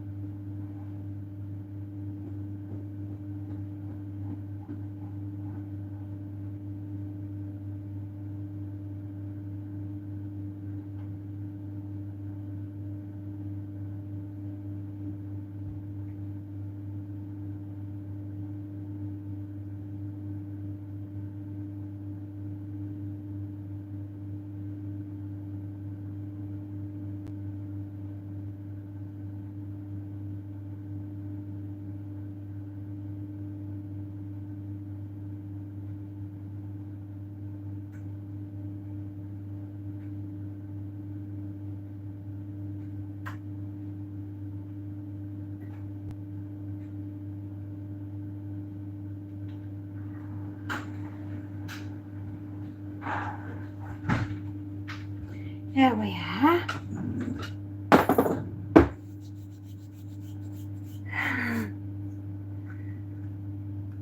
Yeah, it was the door. The front door. I had a customer call to see me. Very urgently needed to pick up their stuff, which I didn't think was bad. So I had to go see to them. I do apologise, my dears. Thank you very much for my thumbs up, my darlings. It is appreciated. It really is. Are you all having a lovely day? Or are you like me? Hard at work, rushed off your feet, wondering when your poor feet, when you're going to be able to get to sit down. That's what I'm wondering. It's all good fun though. So anyway, yes, I was telling you about a film that stars Keira Knightley called Silent Night. And the premise of the film, it's the last ever day that we're all going to be alive, within the United Kingdom at least. I'm not sure about the rest of the world. Maybe the rest of the world has already gone and we're the last great nation on the planet. There is an ecological disaster about to take place. Phenomenally disastrous, and it's so bad that the government has issued us all with exit pills, which we have to take before the event, because if we don't, then we will literally die in agony. The premise of what's coming for us is a giant toxic cloud that's been brewing, shall we say, for quite some time and has pretty much swept the globe. And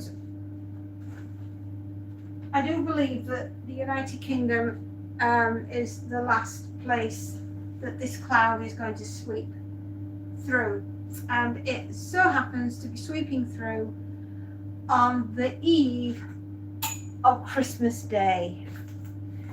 So basically you get to wake up Christmas morning, open up your presents, have Christmas dinner, and then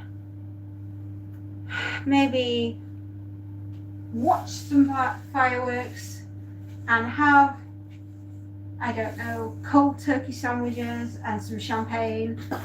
And then at around about 9 o'clock in the evening, the toxic cloud is going to be coming through, and on or about that time, because it doesn't take very long for the exit pills to work, then pop the pill, and go to oblivion without the fear of having to go through death by toxic cloud caused by an ecological disaster.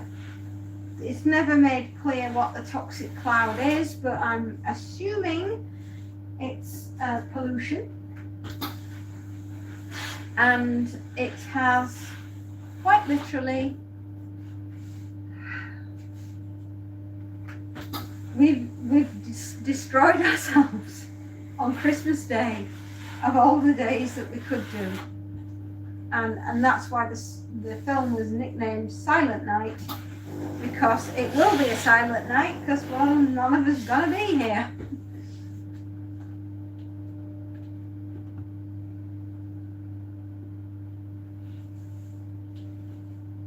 Yeah. And if you've not seen it, it came out a couple of years ago at Christmas, and it's fantastic. It really is worth a watch. It's an absolutely unique film. It really is. I don't know of another quite like it. It's quite funny as well for a horror movie, because it is a horror, in essence it is a horror movie, and I won't tell you how it ends, but it's just absolutely brilliant, and it's definitely well worth a watch. It's Christmas as only the Brits can do it.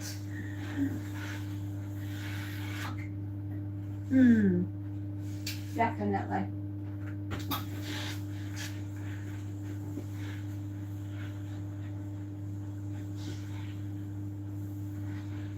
Yeah, it's definitely worth a good watch, is that one. And if you fancy something a little bit older than that, may I recommend Soylent Green. If you've not seen that, the premise is that by 2024 we have run out of food and run out of room. It's from a book called Make Room, and it just so happens that Charlton Heston was reading it on a flight home from a film that he'd been doing out, if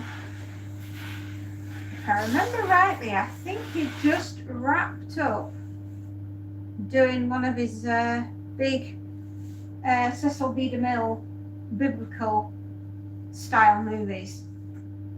So it was something like that. I can't remember the film that he finished, but when he was on his way home, he was sat on the plane and he had nothing else to do, so he decided he was going to read a book, and I think it was written by Harry House. No, hang on, not him. Oh, Harry Harrison. I'll remember. If I can remember, I'll pop a little note later on this one. In fact, I'll Google it now. It's going to bother me. Make room. Make room.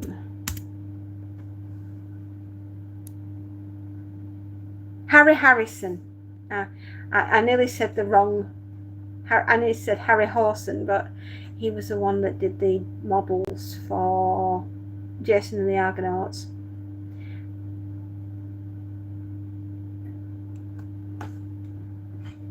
What's beeping?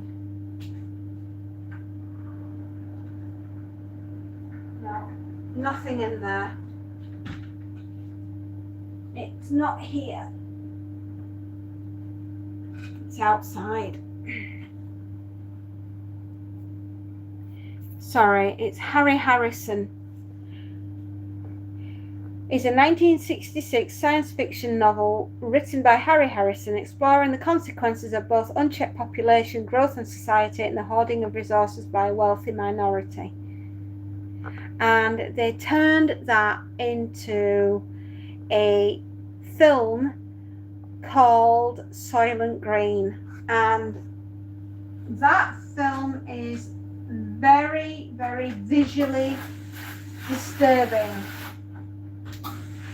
That's a very disturbing, dystopian, very apocalyptic film. You have the premise of the story, should I say the premise of the story is the people who are living in the year 2024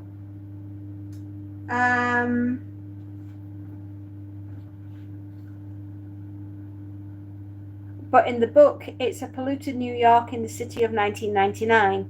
The book explores the themes of overpopulation, crime, and social control. And it's frightening. It really is very, very frightening, because you are left with, there is no food. There is only this stuff called Soylent Green. Now, the government would have us believe that Soylent Green is made from plankton from the sea. But after much digging and discovery by a learned few from a very private secular society, it is revealed that the plankton in the sea is all dead. There is literally no life in the sea whatsoever. So that can't be how they are making Soylent Green. So one of the select on the committee decides he is going to find out how they're making Soylent Green. And it just so happens that a police officer who is trying to do an investigation on a very high up member of the Soylent Green Corporation who has been murdered, and he's doing the police criminal investigation. He also happens to be friends, very good friends, with one of the members on this select committee, and his name is Sol, is the person on the committee, and the policeman is Andy Rush. That's the character that Charlton Heston played. And he follows Sol when he goes to the end of life, choose your funeral with care that is popping up on every available street in every available city. And it just so happens that Sol has decided that he's had enough and that he's going to go and end what he considered a very good life.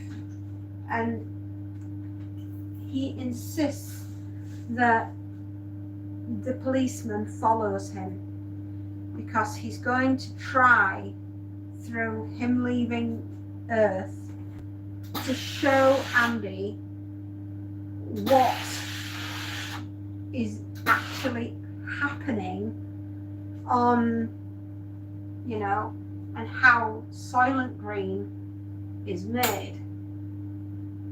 And he can only do that by leaving the planet.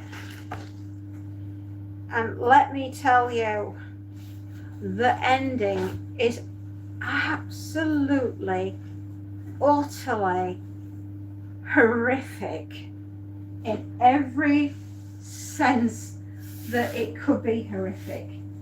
It's the perfect apocalyptic film because it doesn't, the horror just doesn't end, it just keeps on going.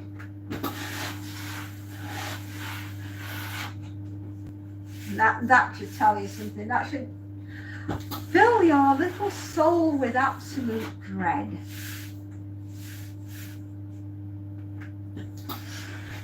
Oh gosh, itchy. Tickly face. Mind you, I'm not surprised. Somebody's washed the tissue and all the fibres have come off and they've tickled my face, which is not cool. So thank you for doing that, Mop. So yeah, if you fancy that for this weekend, may I recommend Soylent Green. Absolutely classic film. At that point, Charlton Heston was making an awful lot of excellent apocalyptic movies. He'd done Planet of the Apes, amazing. He did the Omega Man, which is I Am Legend. Do you know, I must be tired today. I Am Legend.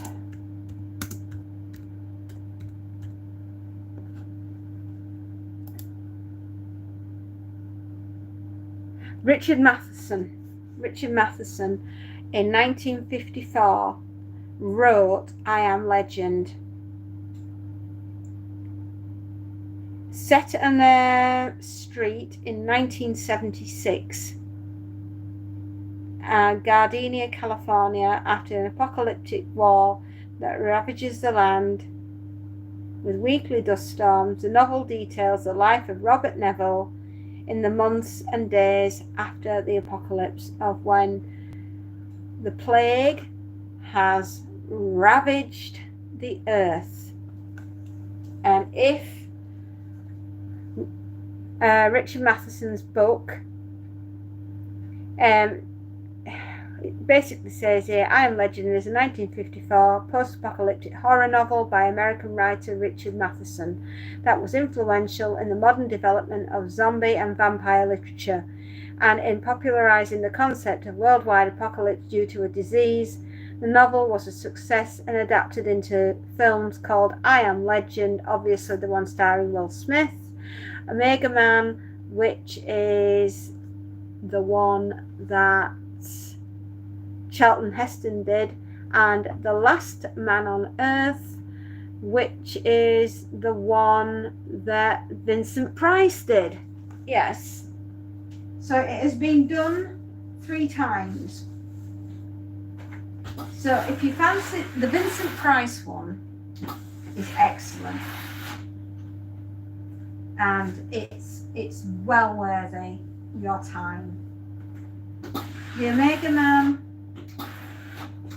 is a classic, Charlton Heston classic. Like I say, he did 3 very, very good apocalyptic films. And I'm sure he'll have done way more. Shall we have a look? look, everybody. Shall we take a look?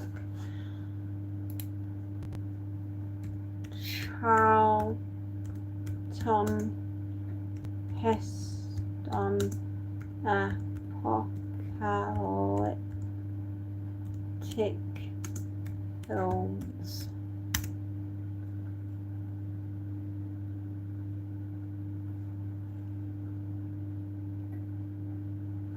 Well, he did Earthquake.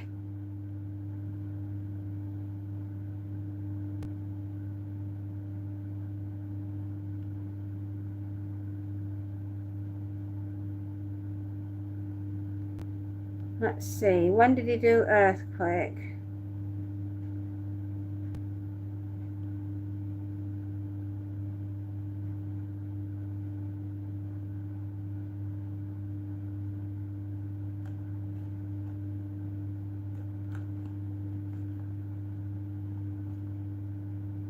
$1974.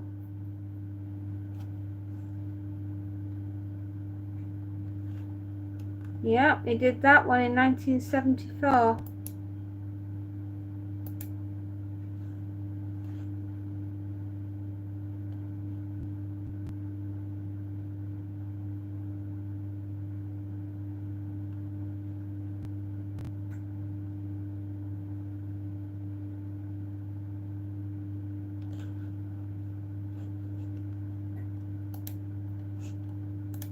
So there we go.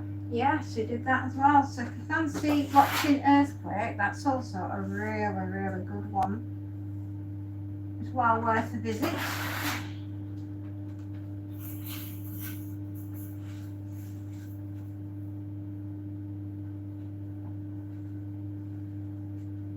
I'll have to concentrate a bit now and speed up a little bit because I'm falling behind. It's 1:20 and I'm not just doing as well as I wanted.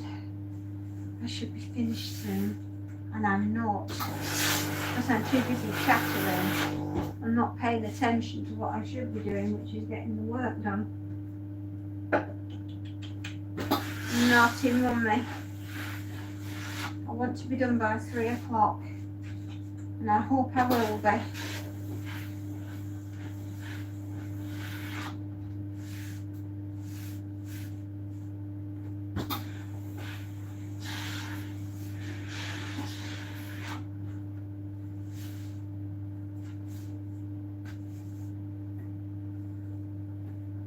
I might just have to be quiet now for a little bit whilst I catch up a touch. Oops. Spending too much time guessing and not enough time working. Naughty, naughty girlie.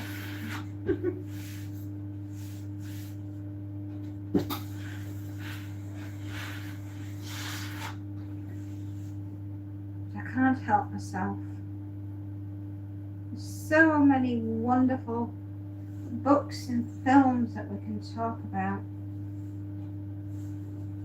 One of my favourite is a Roland Emmerich one, and I know it's The Day After Tomorrow, and just the whole premise of the film and the novel as well, because I have the novel upstairs and I did a review on that for my 24 Days of Advent adventure.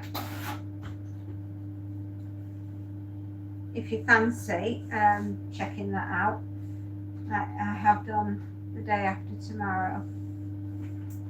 But the science is flawed, it's mad, it's absolutely bonkers.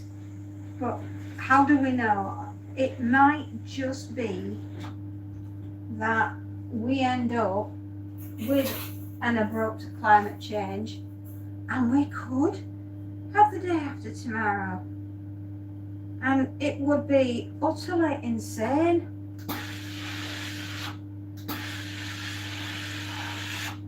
And the chances of us surviving a day after tomorrow premise, it's much better seeing it on telly.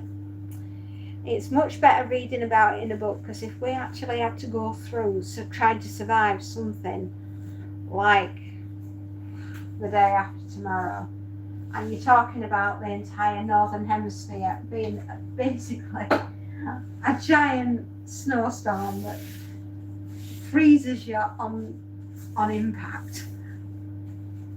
The chances of us surviving something like that are pretty grim. Ecological dead zones, yeah, exactly. There is a book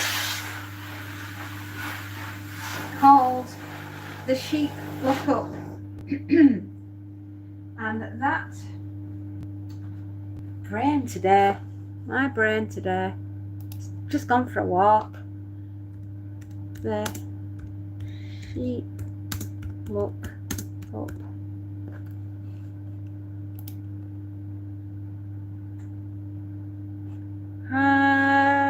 Let me think. Originally published August the 1st, 1972 by John Brunner. I've already done a review on The Sheep Look Up, and I have the original copy, the first edition. And it is laughably brutal, but it's an ecological disaster. We are on the planet and we are dying, and it's absolutely hysterical how we're going. And the President of the United States, all I'll say is he's eerily similar to someone who's there today. And when you read that book and you look at that president, it's as though John Brunner had a time machine and leapt into the future and thought, oh, I can run with this in a story. Shot back to 1972 and put pen to paper. And here we are, living the dream. Sorry, I'm back again. The thing about John Brunner is he's a satirical writer. And he's laughing at us, with us, and crying for us because we are now locked in and we can't escape what's coming. In the book, we are locked in. It's baked into the pie. There is absolutely no escape. You can find as many business companies, private individuals, as much as you want for this paper we call money, and it isn't going to make a jot of difference because we are disappearing at a rate of knots.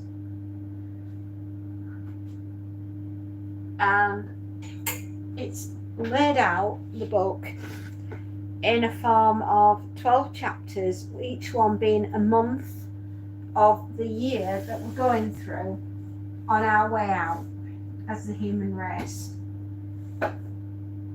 And it is just brilliant. It's absolutely brilliant.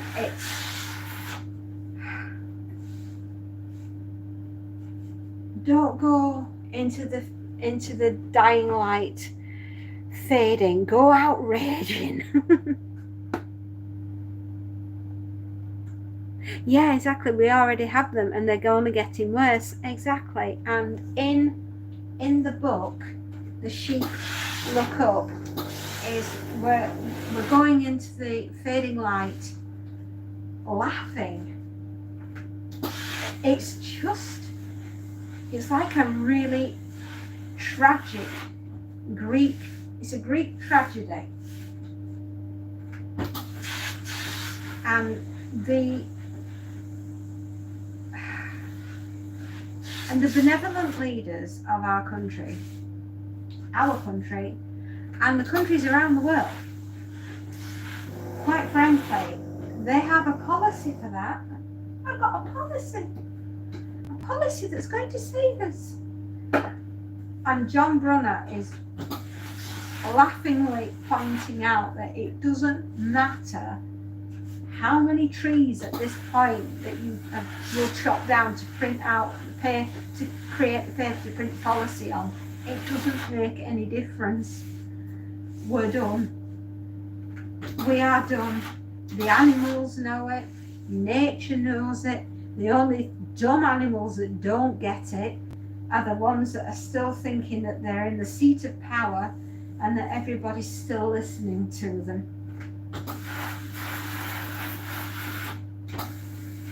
At this point in the book, sitting around with a guitar, belting out the tune to Kumbaya is probably as close as we're going to get to acceptance that we are not going to, any of us, be able to arrive on Monday. We have literally treated the planet so poorly that we have now awarded ourselves the DCM. Don't come Monday or any other day for that matter. And it's how we as a species deal with our impending demise and the fact that the politicians think that they can save us with their policies. It's quite laughable, and it's utterly tragic as well. Oh, Norwegian forest.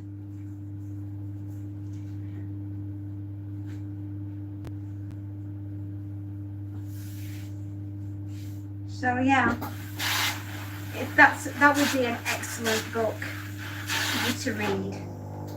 Excellent book for you to read this weekend would be John Brunner's The Sheep Lookup. Oh, what we would give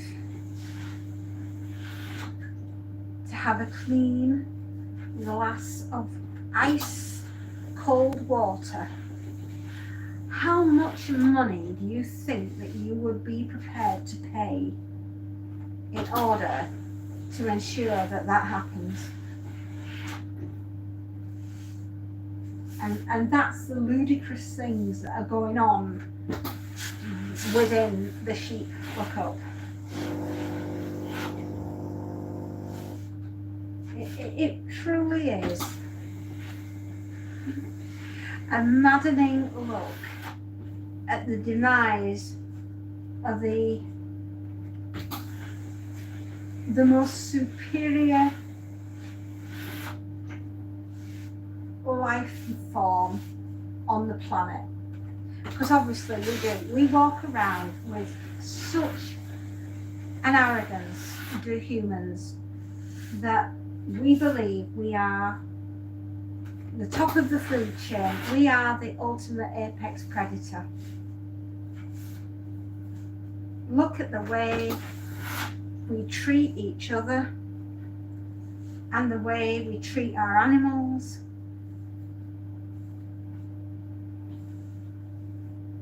And then ask yourself, are we worthy inheritors for the earth that we live on?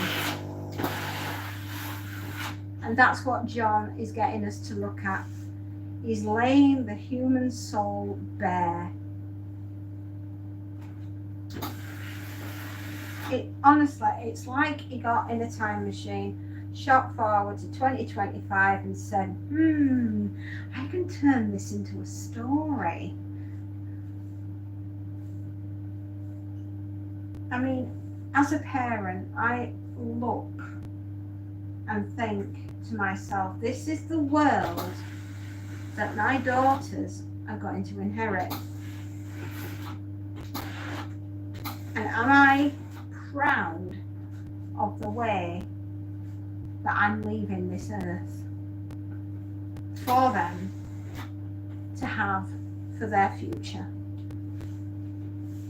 I mean, my youngest child has already turned around and said she can't see a point in having children because she doesn't think that she's got a future.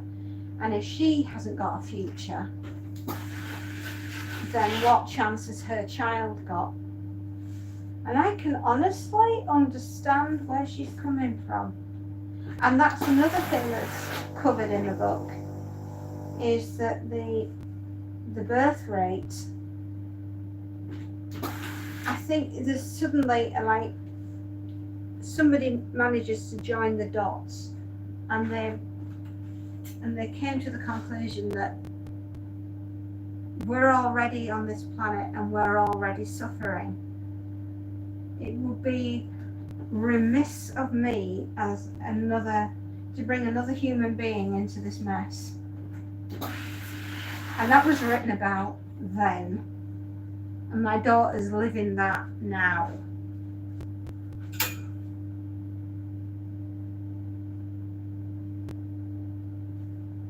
So, I don't know. Will she ever have children? I don't know. Will any of the younger generation have children? Do they want to have children?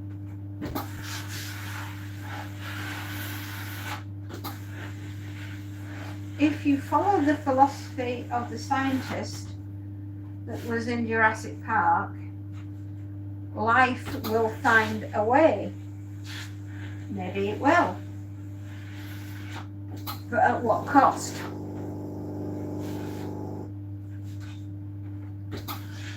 And just who exactly is going to benefit?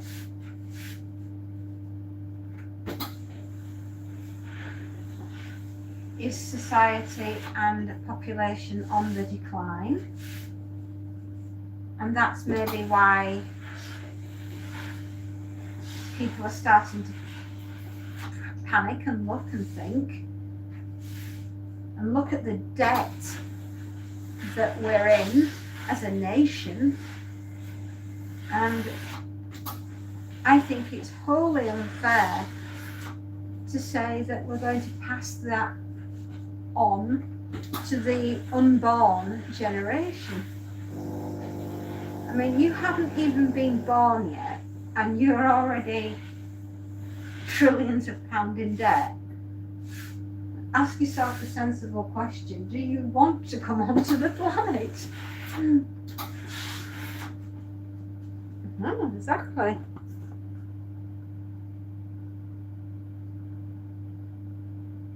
Oh, we discuss everything, post-apocalyptic, pre-apocalyptic, pandemic, nuclear war fiction, end of the world fiction, dystopian and utopian movies, plays and books.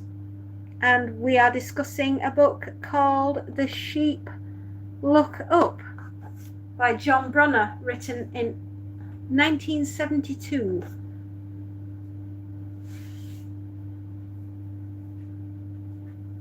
If that's the type of thing that you're interested in, please hang around. And if you want to, you can give us a thumbs up. And if you really want to, you can subscribe and check out my reviews that I've done on lots of horror and apocalyptic books. I forgot to mention that we do lots of horror. We do books, and lots of books. Yeah, we love books here.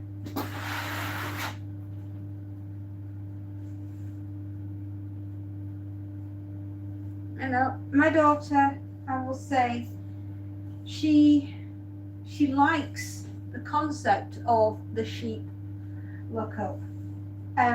She's looking at it purely from a zoological point of view, and we have done so much harm to this planet in the last let me think, well, we really have got properly going at the races. I'd say since the Industrial Revolution we have changed this world. Rightly or wrongly, we have changed it. And we are now starting to live in the age of consequences. which is what the book is all about. The Sheep Lookup is all about the consequences of our actions. We are living through that now. And my daughter will tell you that should the honeybee die, the humble bee, if the bee dies, we have at best 5 years before it's all over. That's it, absolutely. Unless we can make a robotic version of a bee to do the cross-pollination that we need in order to fertilize the plants, the chances of us surviving more than 5 years after the last honeybee dies are pretty remote.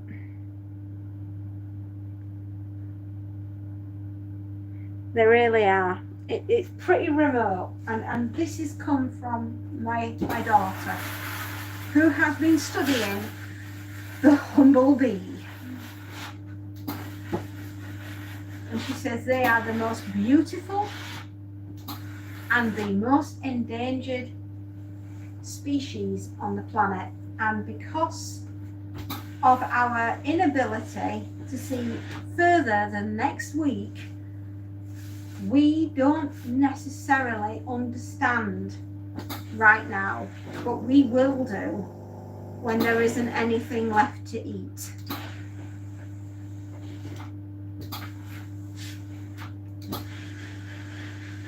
And she thinks it's pretty much baked into the pie at the moment. It's going to be a bumpy ride in more ways than one. And she's looking at it from not just an ecological point of view, but she has also, for her dissertation, has been doing bird flu. Yeah, very, very serious subject is bird flu, and the cause and effect on the Arctic tern. Now, bearing in mind the Arctic tern is a bit like, how shall we say, a canary in a coal mine. Because it is a sea feeding bird, as in it likes its fish. It likes to build its nests on the side of cliffs, the Arctic terns, and there's been a bit of a drop off with them. And the poor creatures are having the food taken by us because we eat fish as well, so there's less fish for them to eat.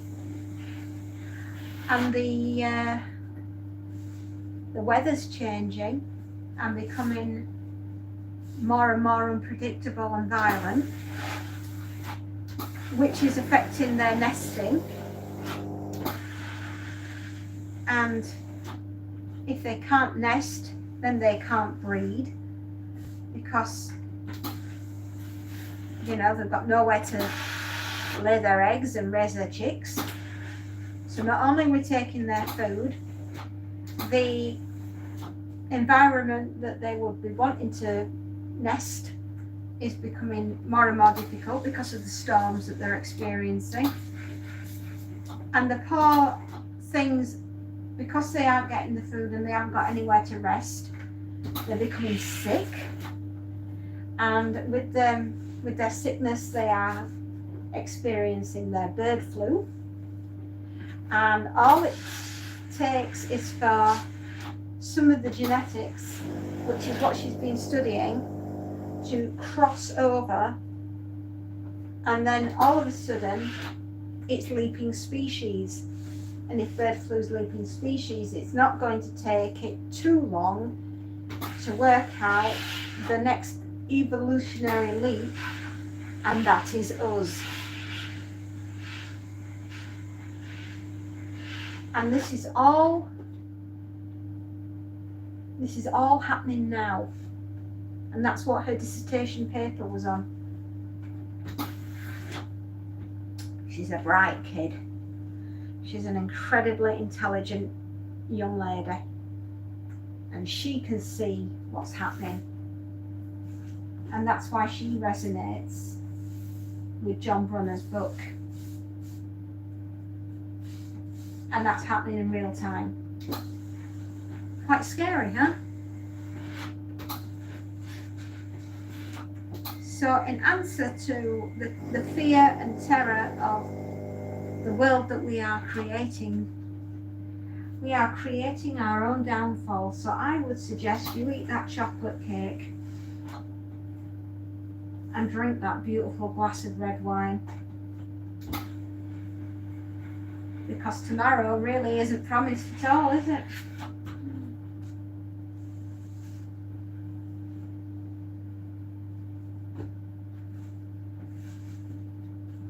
When you look at it, the Hippocratic oath that doctors swear to, first do no harm.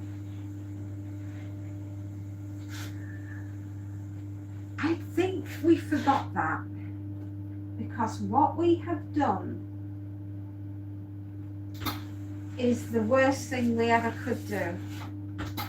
And then we have the audacity, after doing the harm, to turn around and say, technology will save us.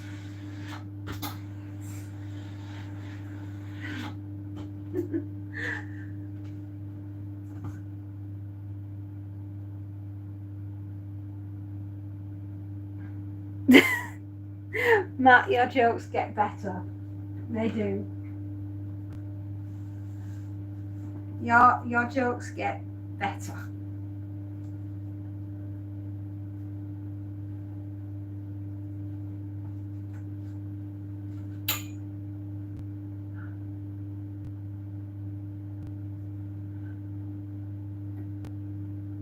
I mean, my daughter has said it. We need an urgent cap on population on this planet, urgently. But she said it won't happen. It can't happen because the whole thing is built on, how shall we describe it, a pyramid scheme where in order to keep things flowing, we need more and more and more. Our current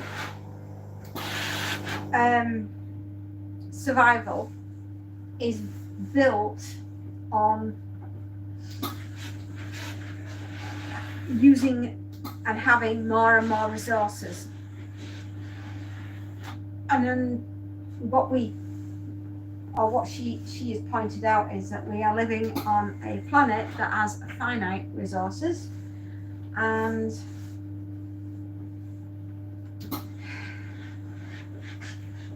we're already heading into what she calls a positive feedback.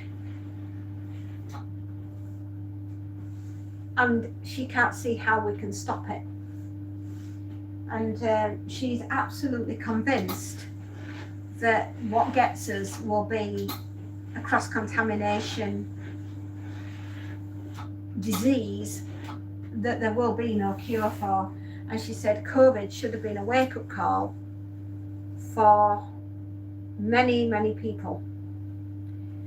And because there are so many out there that kind of maybe don't think it was real, very, very sad. But she says that is what's going to happen. We are going to need more and more from less and less areas to get it from. And we can't stop or slow down population. So the ultimately the thing that's going to get us is an unknown origin.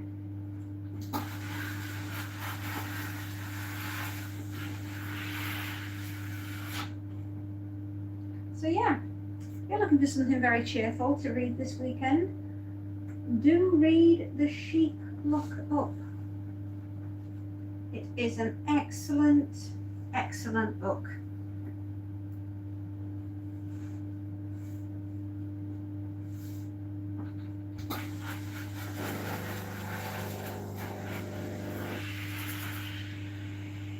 Spend a lot of time talking to my youngest child. She's a very, very intelligent young girl. I love her dearly. I am so excited she's home this weekend. Yes.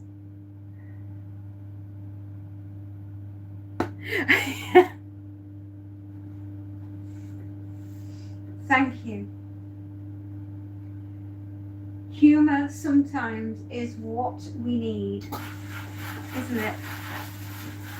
That I pick up cheerful subjects for you, my darlings, don't I? I tell you to read the most tremendously happy books, which yours truly can only do.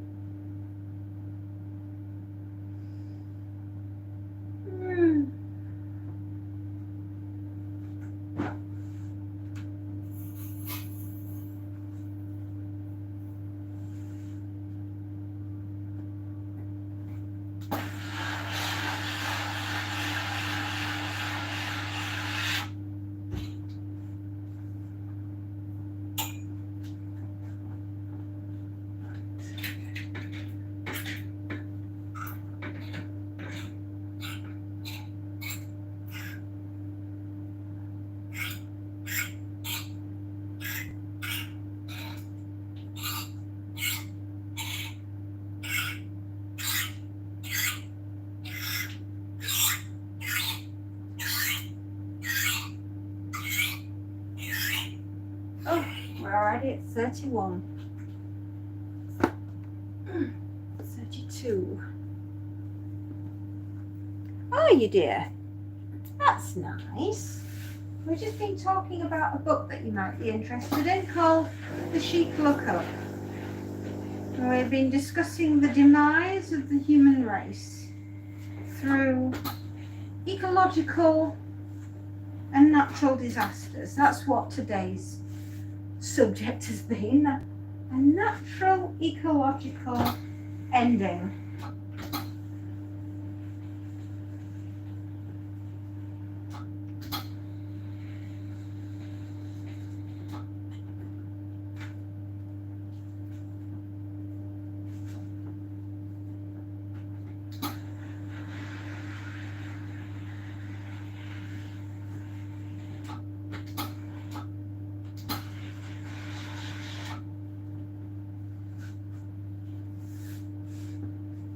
So where did you go, my love? Were you sorting out the cats and the dogs?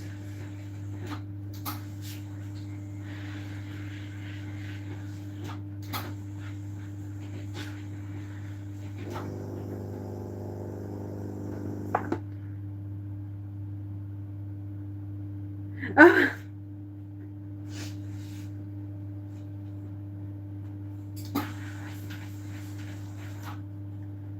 Your jokes are getting worse, young man. I love them.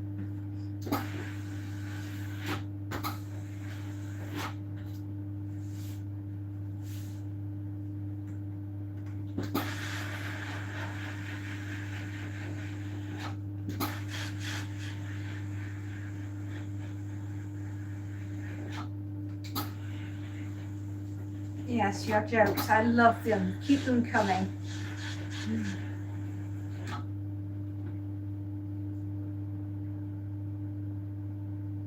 Oh.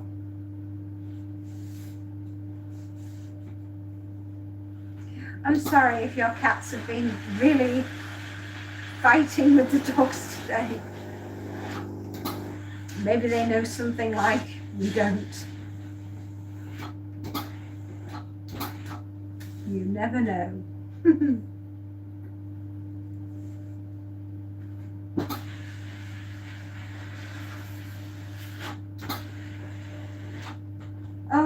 goodness me, I don't think we've got much longer to go. I'm thinking there's maybe 40 items. That'd be good, wouldn't it? Hello, who's just dropped in? Hi! Matt, your jokes are getting better. Keep them coming, sunshine. We need more humour in this world. Hello, Border. Lovely that you popped by. Thank you.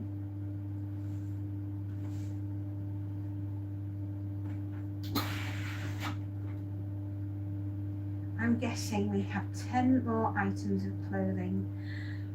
That'd be great. 10 more items and then we're done for the day.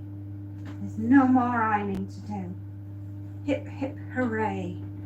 And we can go and sort out things that we need to get on with that are desperate around the house. We need to do, like, clean the utility room. Because after all, we've done nothing but wash clothing in there all week, so it needs a wipe down, doesn't it? Start some of the jobs that we need to do, cleaning wise.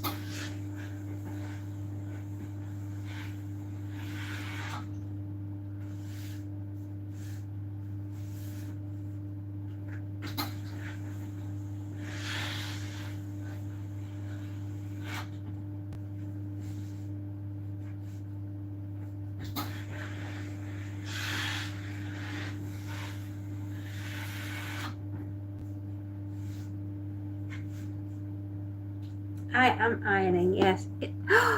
Really? Gosh.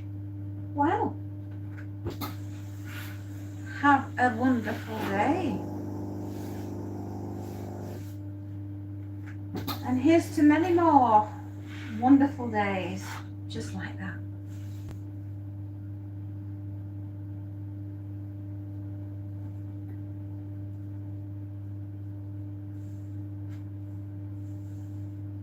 Absolutely.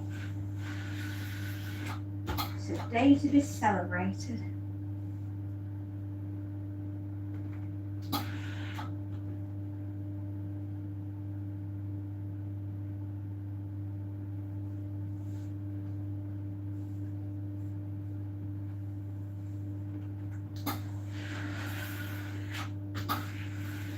We've done very, very well, actually.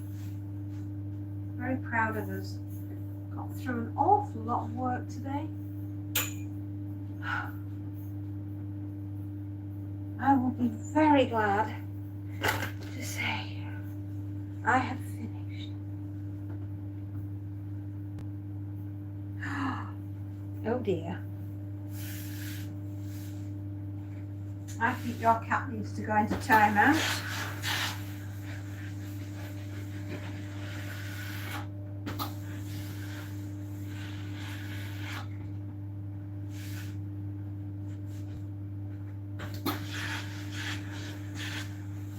Absolutely. There is a very good horror book, funnily enough, called The Cats. Yeah. It is absolutely hysterical. It's by Nick Sharman. And I did a review of that book in the 31 Days of Absolute Horror that we did for Halloween last year. And it was around about day 1 or day 2 that I did it. I think it was day 2. And it's called The Cats. And it is absolutely hysterical. And if it's a book that you would be interested in reading, I have the full review. Basically, the premise of the book is the cats are okay at normal room temperature, but if you crank the heat up, the stuff that has been altered within them, in their genetic makeup, turns these cats from beautiful, docile kitties into absolute psychotic, ragingly mad killers. Well, they were okay being in their air-conditioned laboratory in an apartment in London. And then there was a power cut.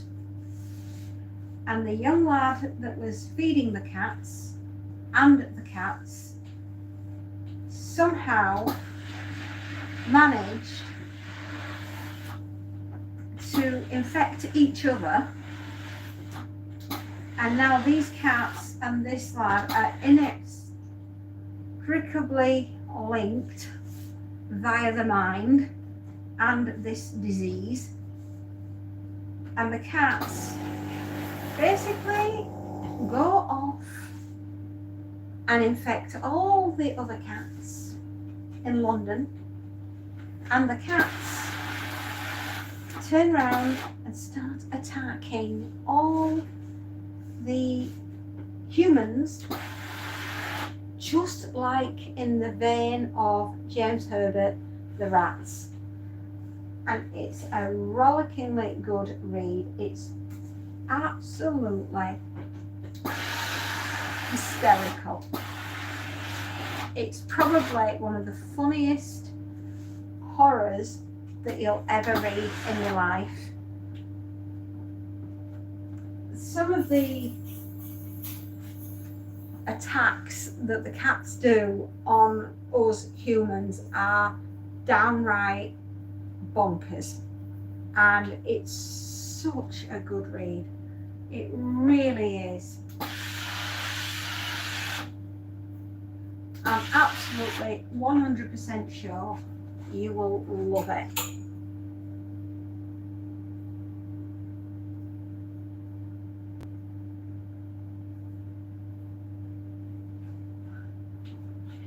How are we doing? Okay, we've got 1 and 2,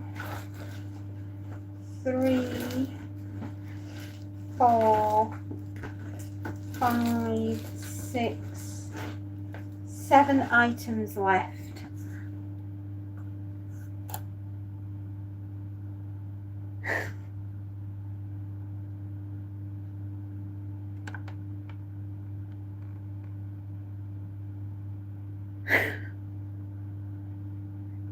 Hello, Standard Logan. Hello, hello. Oh no.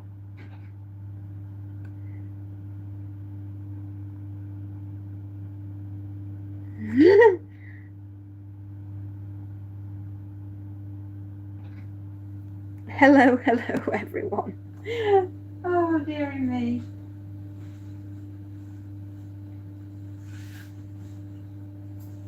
Seven more items, everybody, and then we are through and we are done.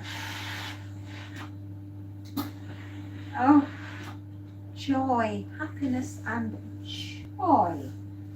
Yes, indeed, it is so. I'm really pleased about that because it's just gone 2 o'clock. So with a bit of luck, in half an hour, we will be through the ironing. Won't that just be fabulous? I know I'll be happy. Oh, thank you, by the way. That's very kind of you. Gosh, I'm doing very well with the thumbs ups, aren't I? That's so kind of you.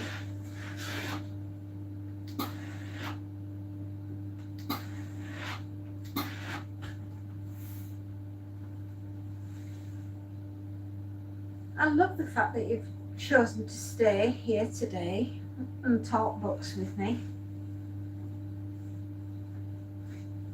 It's something that I really love to do. I love books.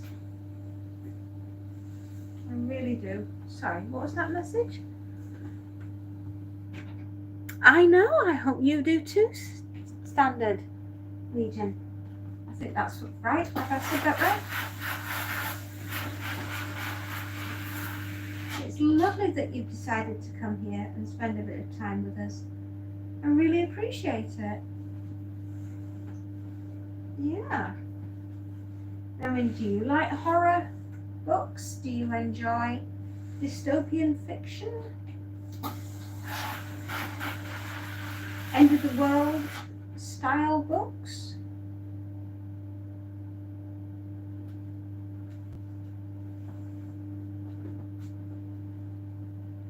That's probably why my daughters went into the jobs that they chose.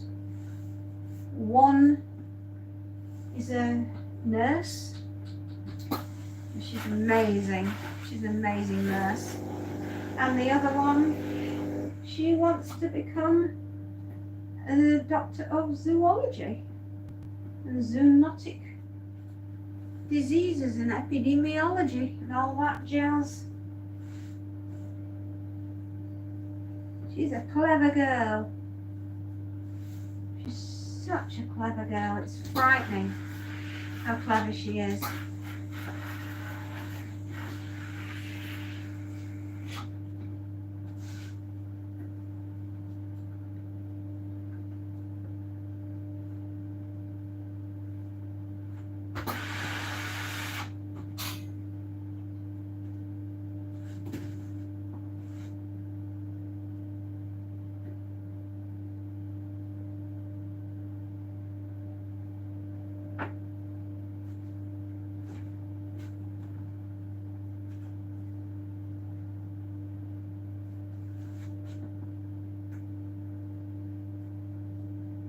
I often think that the age group that we have,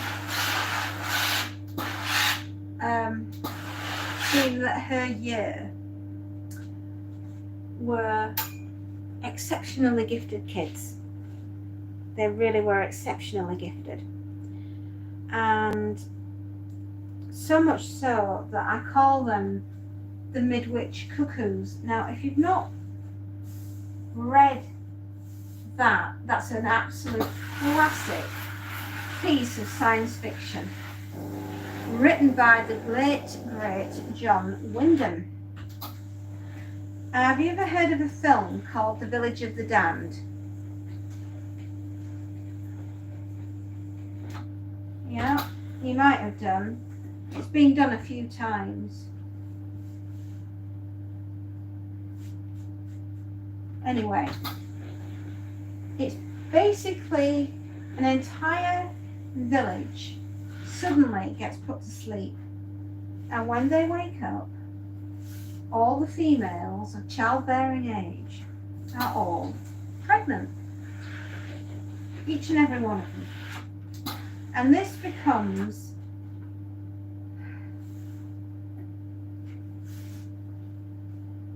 a town that the government and the scientists all descend upon.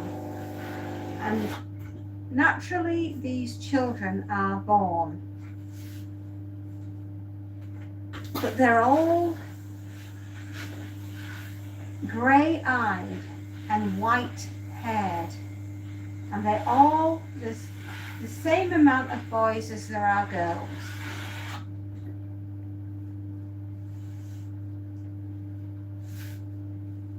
And it seems that they're not of earthly descent, and they are star children, as in they're little aliens.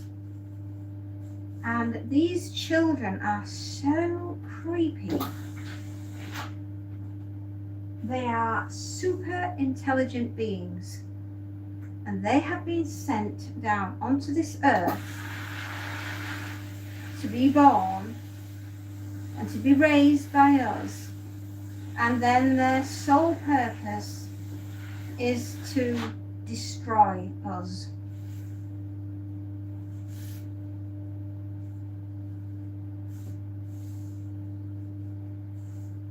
think, when was the latest edition of that?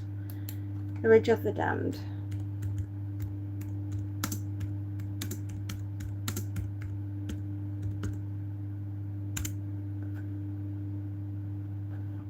And the very first time it came out was 1960. Anglo-German director Wolf Riller. The film is adapted from the novel The Midwich Cuckoos of 1957 by John Wyndham.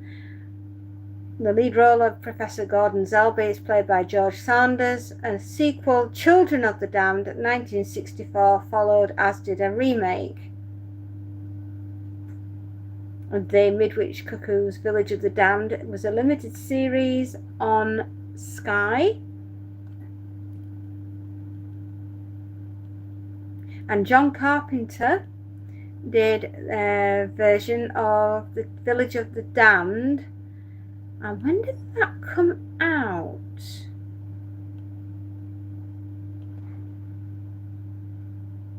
About 95, I think. I'll just write John Carpenter.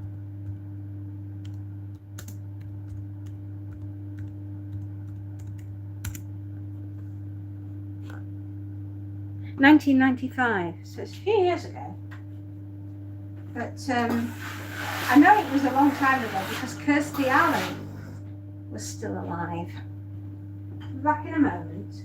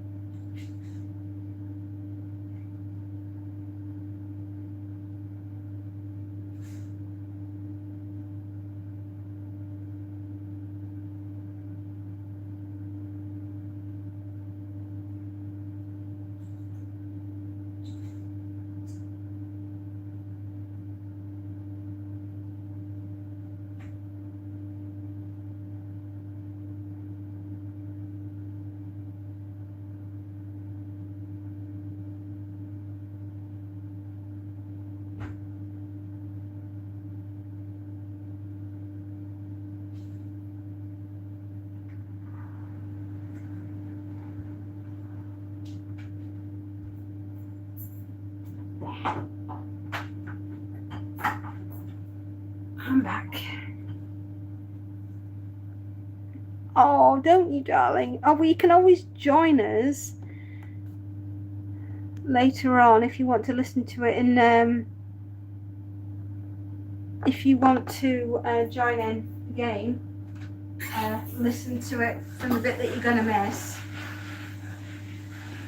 But yes, we love horror here. We love science fiction. We love anything and everything to do with utopian, dystopian, satirical fiction. Why not? It's the end of the world, darlings. We might as well enjoy ourselves. Absolutely.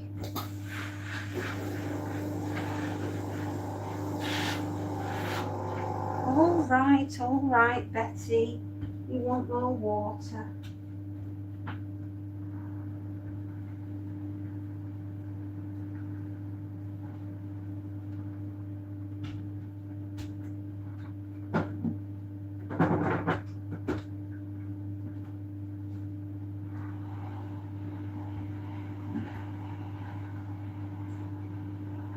Seven more minutes and we can put the last load of the day into the dryer. What's that?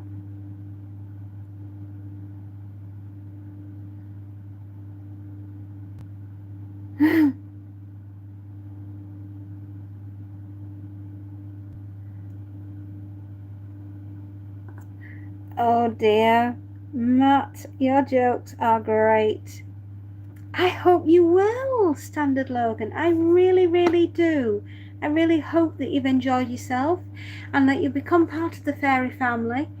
Give us a thumbs up, give us a follow if you want to. Check out some of our long form videos, lots of science fiction, lots of horror, disaster novels, you name it. There are over 2,300 videos to choose from. I'm sure there'll be something there that will, yes, you'll say, I rather fancy that. And I hope you've had a lovely time, young man. I really do. Or young lady. I don't know if you're a man or a woman. Oh, have you, my darling? Oh, well, that's lovely. Thank you. Thank you very much. We do appreciate you being here. We really do.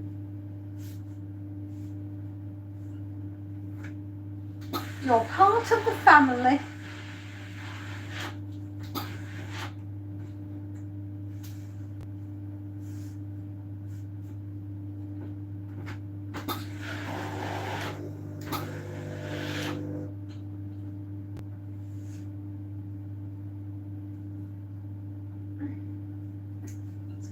Collar sorted. There's nothing worse than a crooked collar. It makes the shirt look scruffy. It does indeed.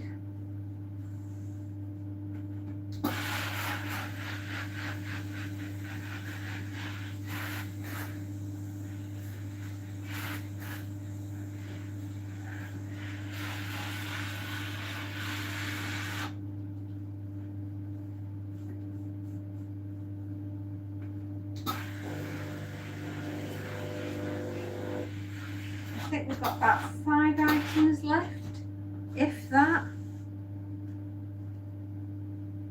Matt, have you been sending silly jokes again? I do hope so. You don't. Oh, dear me.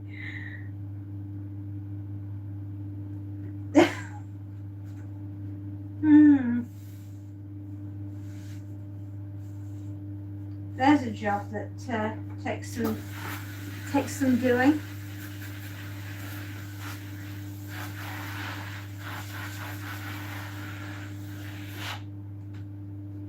Oh dear me. Tickly nose. Tickly, tickly, tickly nose.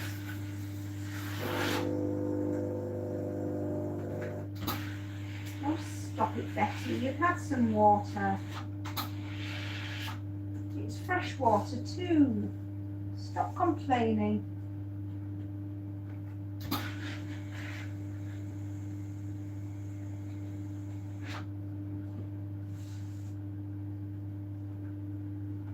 Oh, hello again. I'm sorry I thought you were leaving us like as in ta-ta.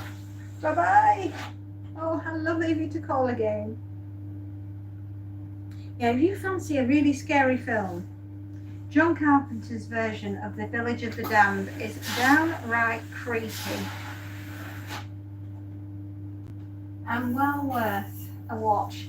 But then again, you are going to be spending an evening with the master of disaster. John has the ability to take a scary story and run with it in a direction that you never thought was going to be possible. And I love his work. He is creepy and scary, and in fact Christopher Reeves was in The Village of the Damned, and he played one of the fathers that had to raise these children. And if that isn't scary enough,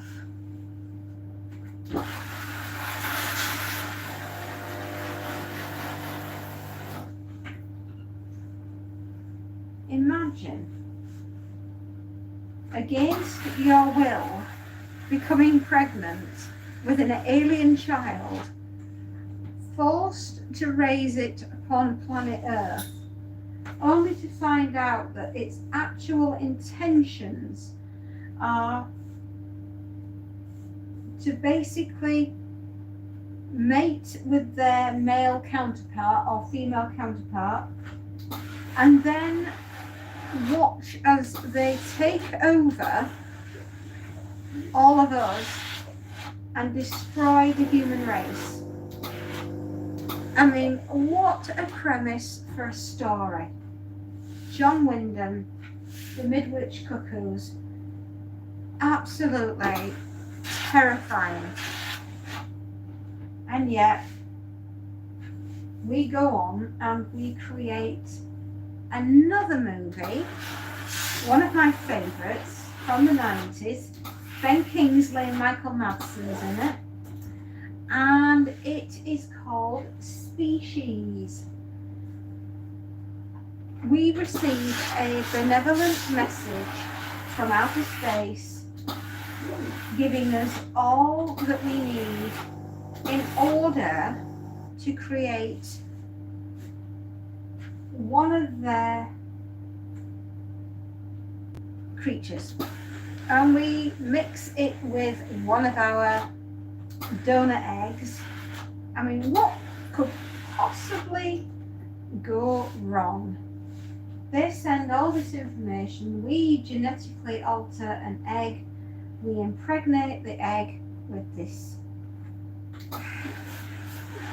DNA, if you will, and then create this little girl, this beautiful little girl that is perfect in every way, shape and form. And she is here to annihilate us. The minute that that little girl grows up and becomes a fully fledged female, and let's face it, she's on an accelerated growth pattern, so it's not going to take long. And the minute she gets pregnant, that's it. We are dead. We're done for, because she will have her babies and she will then have more and more and more of them. And because they are not human and have got an accelerated growth pattern within them, it's not going to take very long before we end up with that 5 minutes to midnight thing, you know, where the test tube is, it's not quite bubbling over, but it's very, very close. And the minute that it tips over and starts frothing out the top of the test tube, that's it. We can't put the genie back in the bottle, it's over for us. And that's what this film is all about. And these things, these children that she immediately gets pregnant, and as I say, the person that she finds, it's a genetic match and he doesn't have anything wrong with him. Well, she quickly dispatches him, and these kids, the freakiest thing about them is that they have the longest tongue in the world, and it just shoots out and eats a rat in the film, and you're like, oh, that was awful. That was just absolutely awful.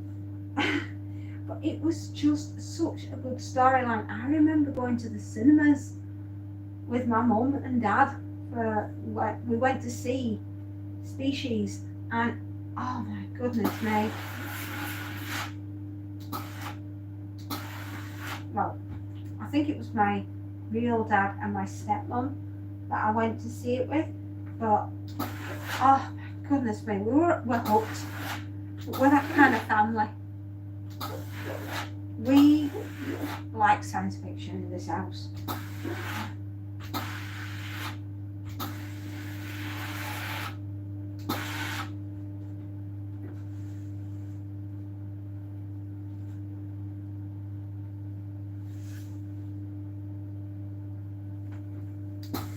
Oh. really glad this shirt's done. It was a difficult iron. It was a very difficult iron. Done. Done and dusted. Thank goodness. Thank goodness.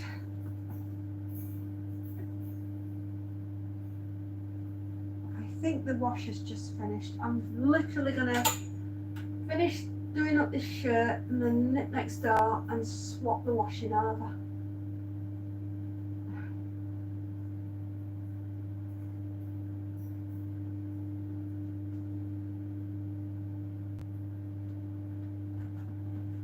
I'll be back in a minute.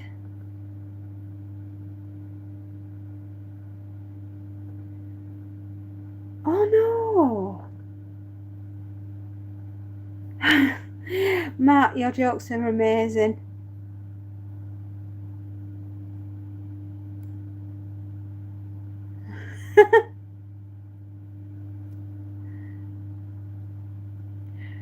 Oh, hello, hello, hello.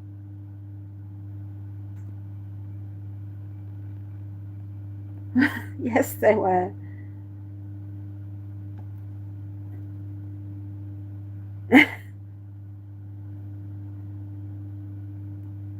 Oh no! Flipping heck. You don't want to be falling over.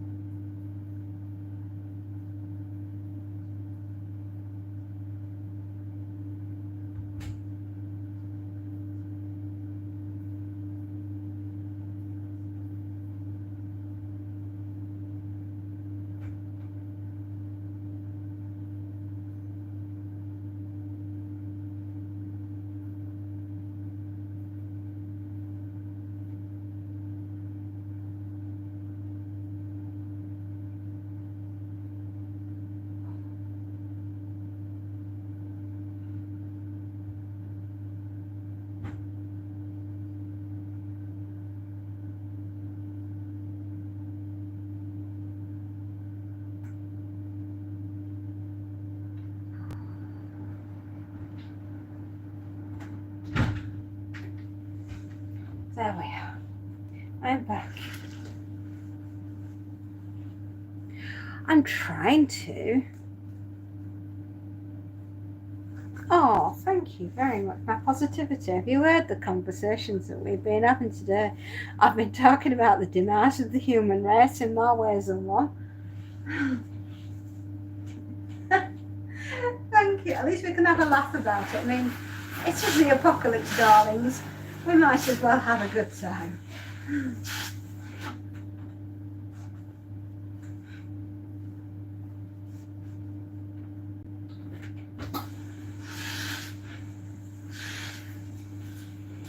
There, that's the pockets done. Turn the trousers the right way around. I hope you're feeling alright, standardly, Logan. Because that must have hurt.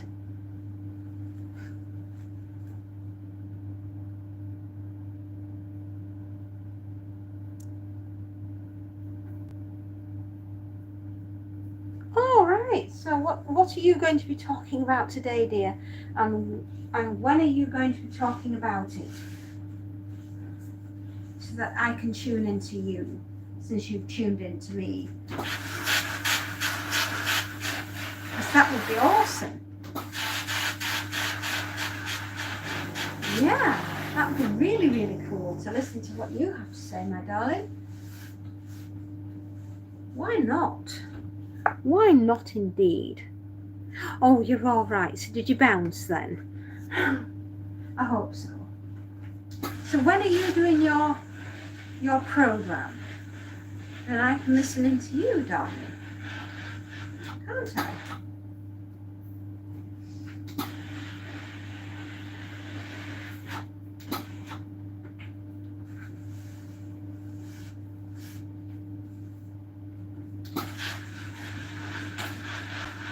Oh, couple more shirts, everyone. Couple more shirts and we're done.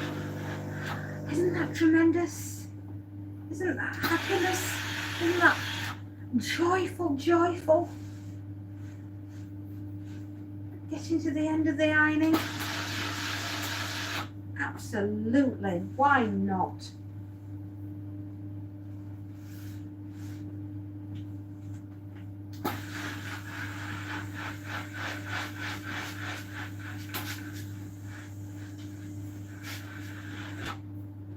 Will be a joyful, joyful moment when I get through this lot, I can tell you.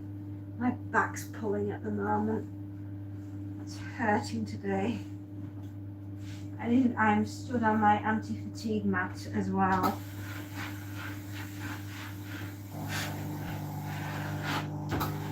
So yeah, I love the film Species.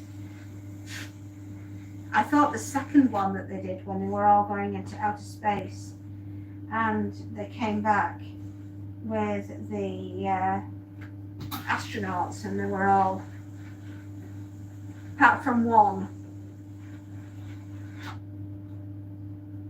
and it is super scary.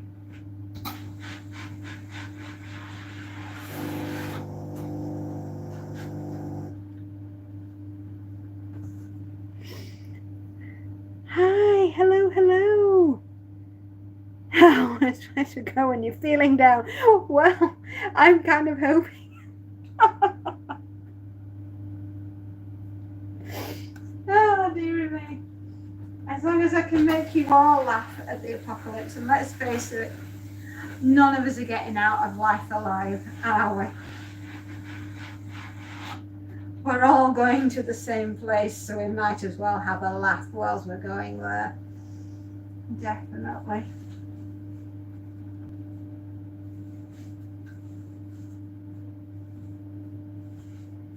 None of us are getting out of it alive. Even though Gordon is alive. It's somewhere.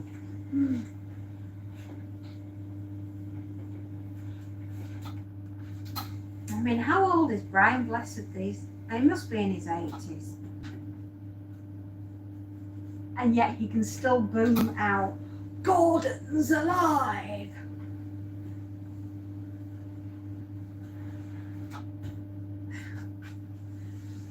I love that film, Flash Gordon. Having everything done as well on that film is just awesome. And Timothy Dalton's in that film and all.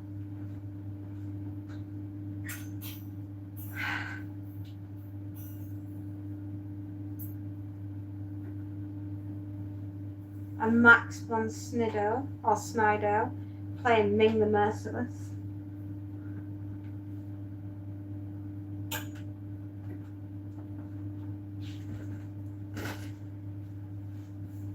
Who's that other one? Flash Gordon. I'll have to put that on.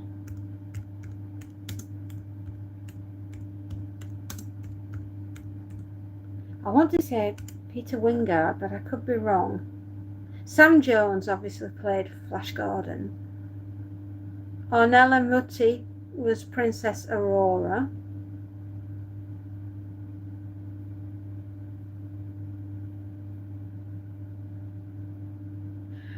It was Peter Wingard played the role of Clytus, the gold-faced thing, droid thing.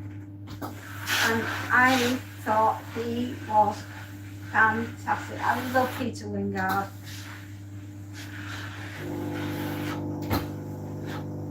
There was a man from the 70s that was a proper man. Yes. Yeah.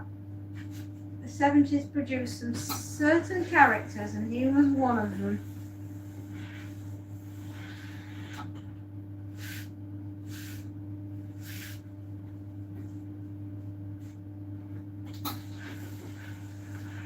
We are almost finished. Hip hip hooray. We've got 3 t-shirts to do.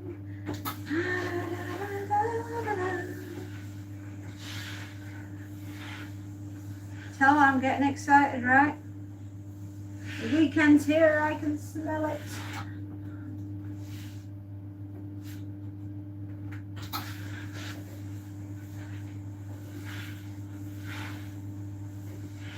We've been discussing so many things today.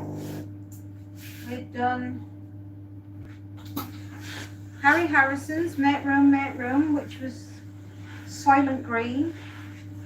We've done Richard Matheson's I Am Legend and Omega Man, and basically anything that Charlton Heston was doing around about the 1970s, which was new apocalyptic movies. Very good time. 1970s, flipping awesome. What a time to be alive and go to the movies and see. Oh gosh, it was such a good time. 1970s now. Awesome. What a time to be born.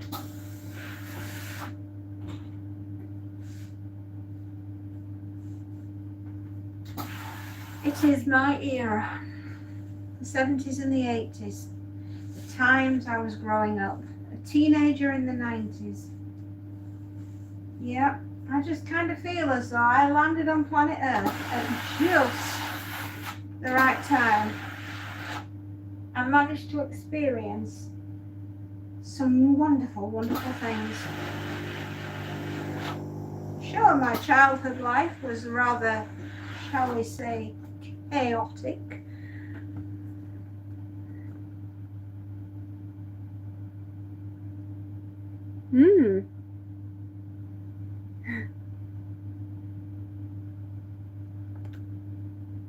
I'm using live as much as I can.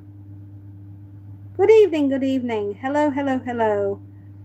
Yes, if you're feeling down, come to the channel that talks about the end of the world.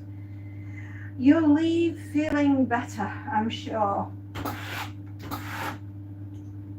Let's face it, like I say, none of us are getting out of it alive, so we might as well party in the face of destruction.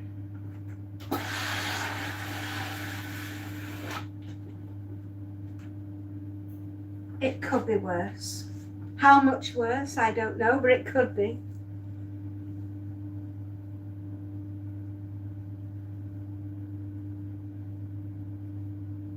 There we are.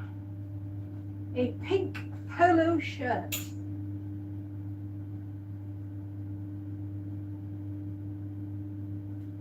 Lovely. We have 2 left. And there were 2 watermelons. Yep. Actually, 2 t-shirts. There we are.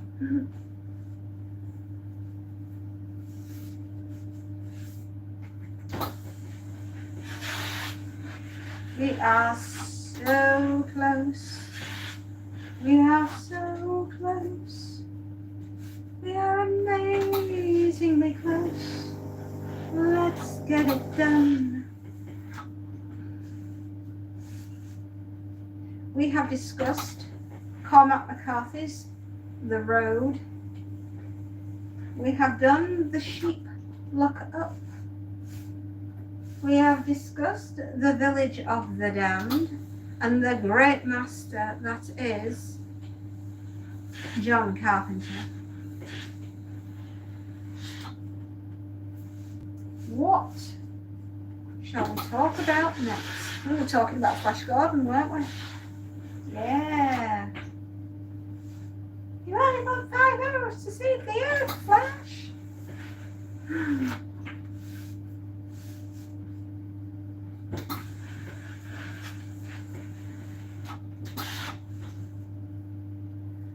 It would be very boring on my own, just ironing all the time. So I do, and I mean this from my heart, appreciate your company. It is lovely. And the fact that you are enjoying The same type of things that I enjoy makes it even more fun, doesn't it?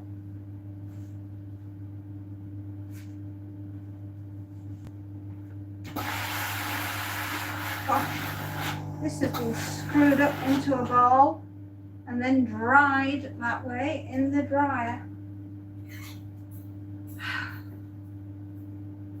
The one thing I wish, and this is with all people that use dryers, is that you don't dry it so that it becomes a piece of papyrus, because it makes it so difficult, incredibly difficult to try and get the creases out. I can't think of a more torturous existence than trying to iron something that has basically been baked to an inch of its life. Ask yourself this: would you want to be left in an oven for 5 hours and then come out and hope that the miracle moisturizer was going to iron the wrinkles out? Your clothing feels the same way. And I'm saying this in the best way possible. I am beseeching you. Please do not dry your clothing to within an inch of its life, because your clothing will not thank you and it will not last. Just a thought. I will literally be ironing when it is the end of the world. There'll be somebody that phones up and says, "Could you fit me in for this afternoon?" "Oh, I'm terribly sorry. We're booked in Armageddon for that time." "Oh, surely not." And they'll be stood there in the smouldering ashes of what's left of the world with an iron that I can no longer plug in because there isn't a wall to plug it into. And the customer will be saying, "Well, that's a you problem, not a me problem." And I'll be thinking, do your own ironing at that point.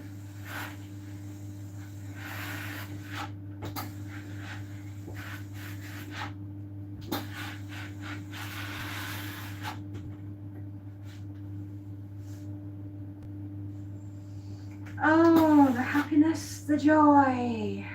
We're nearly done, everybody.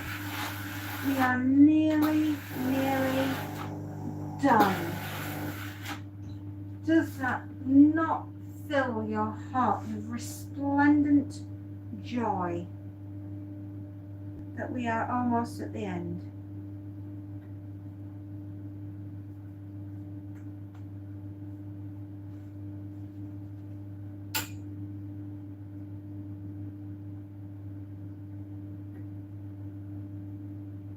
Oh, we were.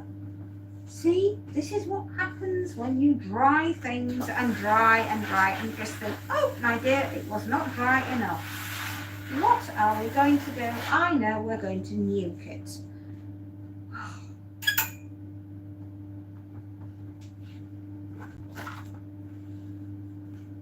Wow, we're up to 9 thumbs ups. Thank you. That's very kind of you. Gracious. I think that's as high as it's got today. Yeah. So thank you very much, everybody. You've been absolute superstars. I hope you've had a lovely time here at Fairy Castle.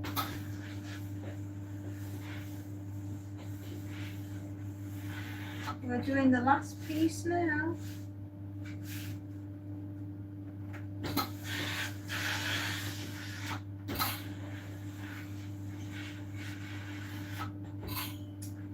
Yes, as the thing goes, we're ironing together. The job's almost done. we're working our butts off. And I'm feeling very tired.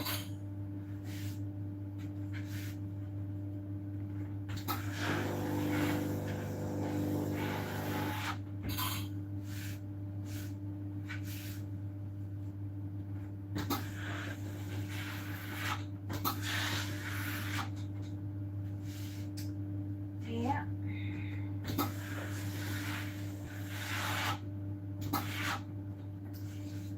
Two sleeves. Itchy nose, itchy, itchy, itchy nose. All the fibres in this room. Oh, goodness me, I'll be glad to have this finished.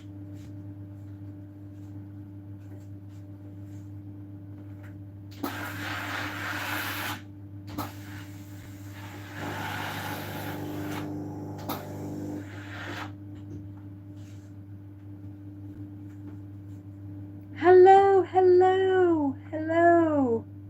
How you doing? How you doing, my darlings? Thank you for calling down. We're talking about the end of the world again. You're in the right place if you want doom and gloom.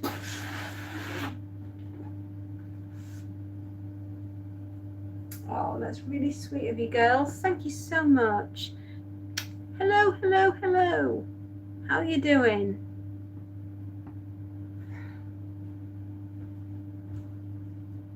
Oh, look at that. One hanger left. I must have counted them correctly. We've done well. Haven't we done well? We've finished. I just have to go grab my stuff now. I have one t-shirt. Hold on.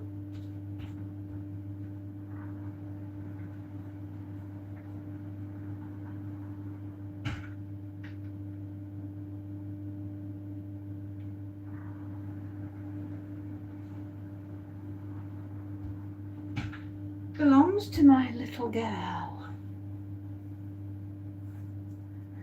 I'm fine, darlings. I hope you're all right.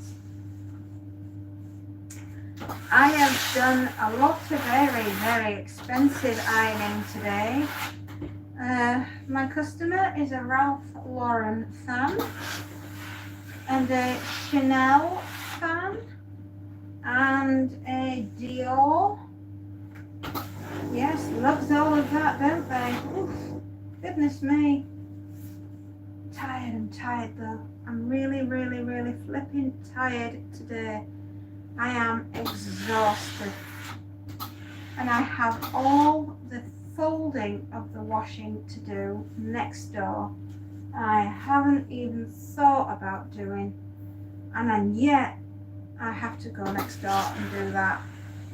So that, my darlings, is where we'll be going in about 5 minutes next door to fold laundry. So if that's something you want, please keep me company while I'm next door folding laundry. Because you know, I just can't get enough of washing and ironing today, can I?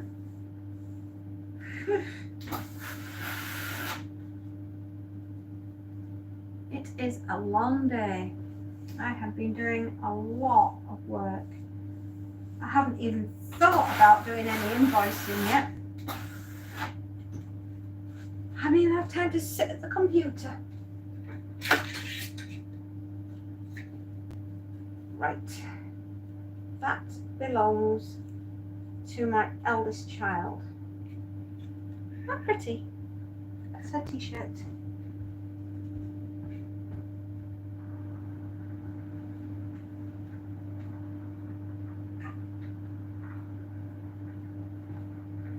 Going to leave it next door. I'm just going to leave it next door so that it can air off. Oh my goodness me, are we up to 10 thumbs ups? Goodness gracious. very much. Oh, we are done. We are done with the ironing today. Hooray, hooray, hooray. Ah, oh, thank you. You're back yet again. Well, I never thought you left. Oh, it's lovely that you've all... Yes, 11. My goodness. And 12. Really? Oh, thank you very much. Mwah. Thank you, my darlings. You know how to make an old girl very happy. I'm feeling very old, very tired today.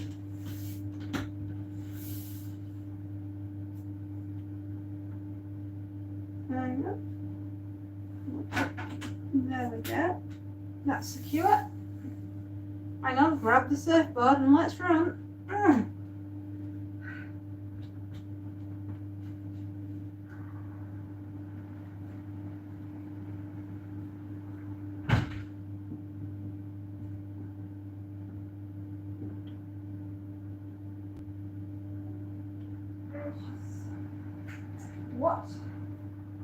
What we will do is we will pick this off the floor because it's wet and soggy.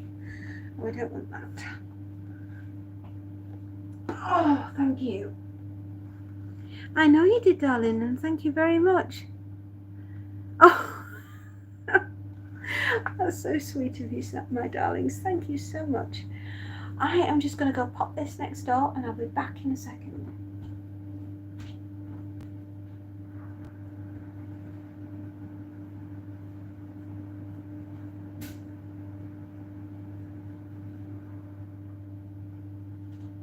Right, let's count everything up. 1, 2, 3, 4, 5, 6, 7, 8, 9, 10, 11, 12, 13, 14, 15, 16, 17, 18, 19, 20, 21, 22, 23, 24, 25, 26, 27, 28, 29, 30, 31, 32, 33, 34, 35, 36, 37, 38, 39, 40, 41, 42. So I'll make sure that's right. 1, 2, 3, 4, 5, 6, 7, 8, 9, 10, 11, 12, 13, 14, 15, 16, 17, 18, 19, 20, 21, 22, 23, 24, 25, 26, 27, 28, 29, 30, 31, 32, 33, 34, 35, 36, 37, 38, 39, 40, 41, pair of shorts, 42.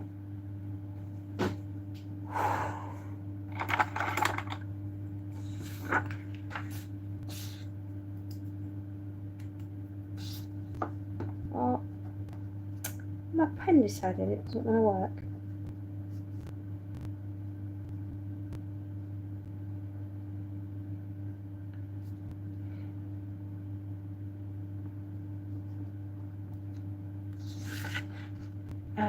That's 8, 8, 3, 2.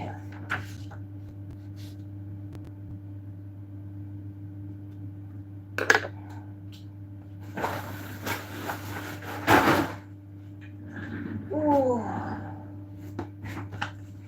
A long day.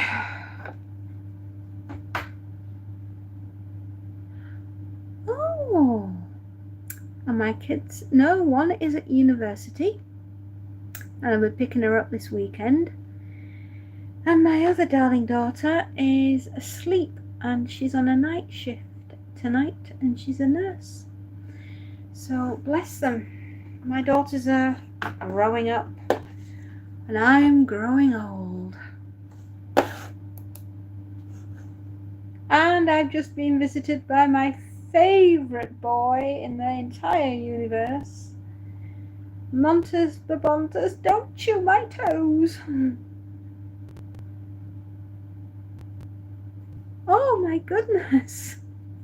Thank you. Oh, that's really sweet of you. Thank you so much. Oh, bless you. I don't know what to say. Thank you very much. Oh no, I feel old today, darling. I feel massively old, and I'm trying so hard to stay awake. And it's not easy. It is not easy at all. Oh, that's really sweet of you, darling. It really is. I'm just feeling my age today. My back hurts, my butt hurts, everything hurts. Wait, get out of that bag, that's not yours. Monty.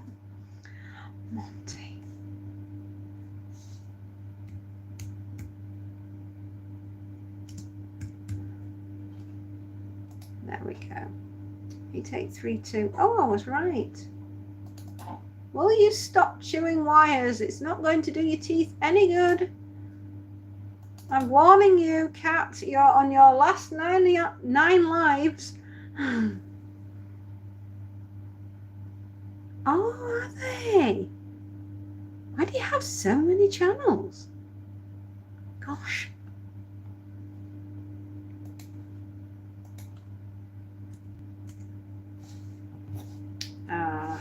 So we have a 40 and a 2 and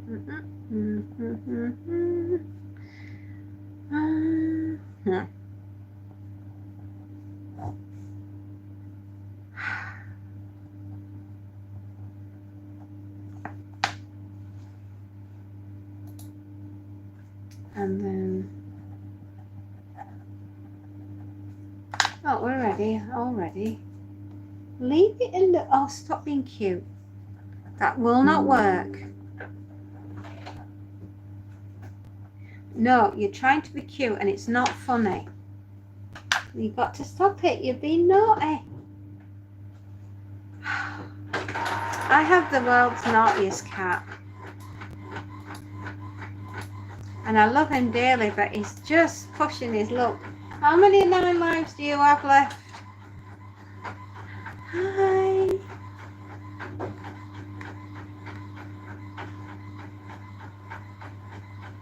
Oh, we managed to finish before 3 o'clock, everybody. It's a first, isn't it?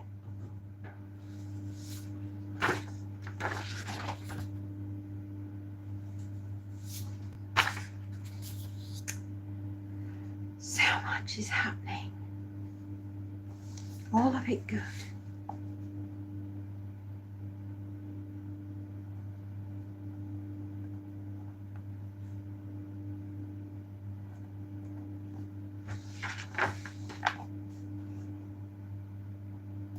Okay, let's create another one.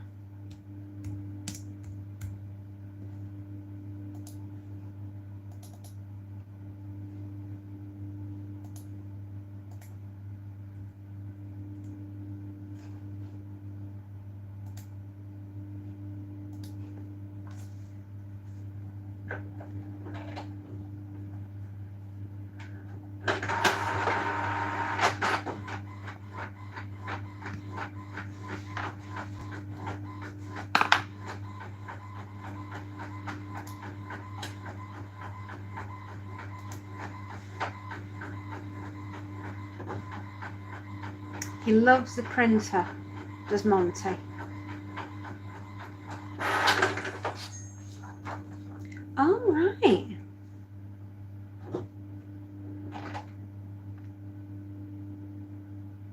Yeah, well, mine never shuts up, even when he's chewing the wires. And I've told him, I said, you've only got so many lives, and if you're chewing wires, mate, and you just happen to go through a live one, your fur's going to be fluffier than it's ever been in its life.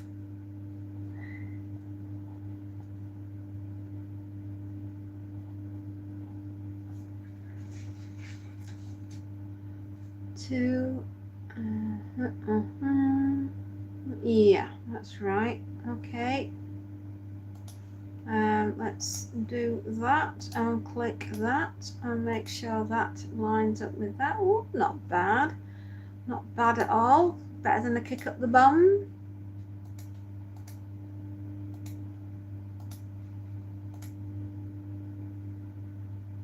Not too shabby.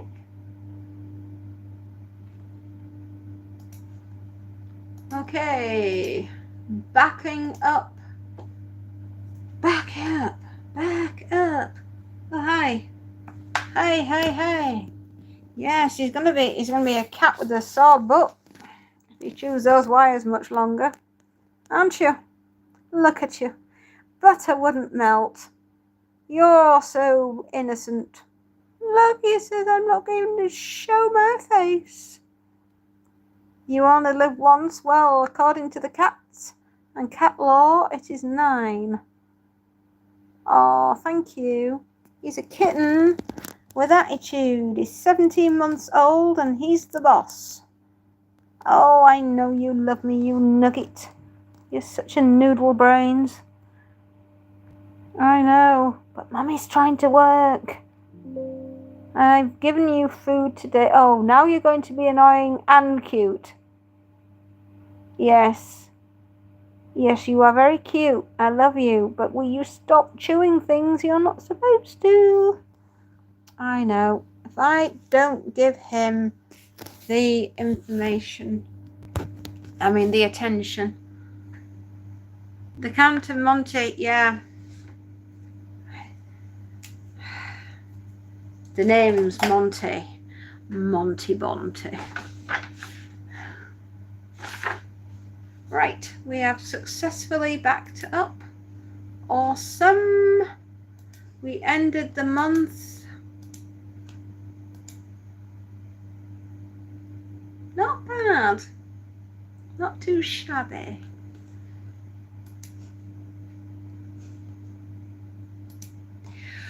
Okay, and we just need to print off one more thing.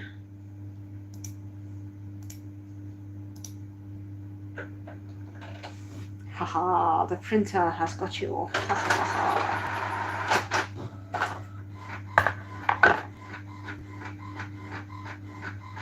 Oh, me too. I'm very sorry. Oh, we lost our old boy, Orca, to cancer on Mother's Day in 2024, which really sucked.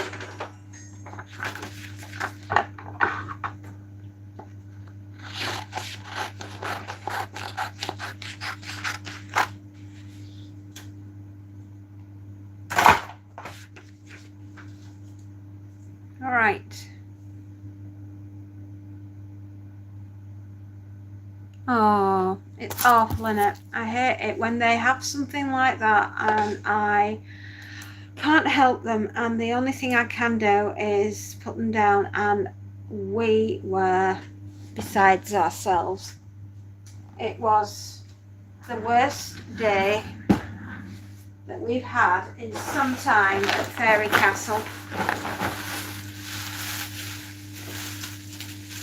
Absolutely horrific it was. Yes, mate, we're sorting this lot out.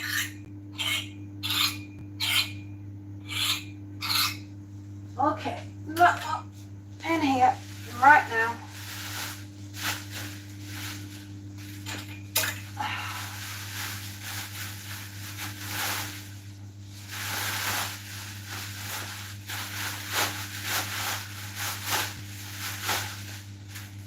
There we go. There we go. Boo, boo, boo. We can do this, everybody. We can do this for everybody. Because I know that we can. Yes, we can.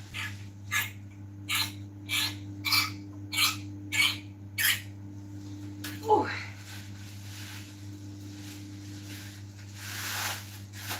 We do all of this and we can get it all next door and we are going to be absolutely fine and we're going to fold laundry and we're going to be excellent. I'm going to do it all.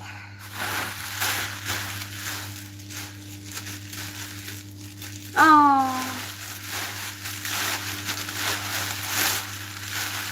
Oh, I'm not surprised. I have pictures of my kitties on my phone. Maeve and Hector. Maeve is cute. Hector is just... yeah, I can imagine he is.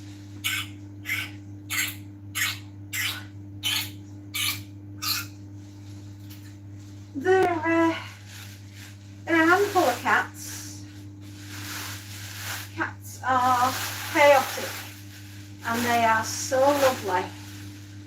And I could not be without him. Even if he is chewing my flipping wires. Oh, that's so sad. Oh.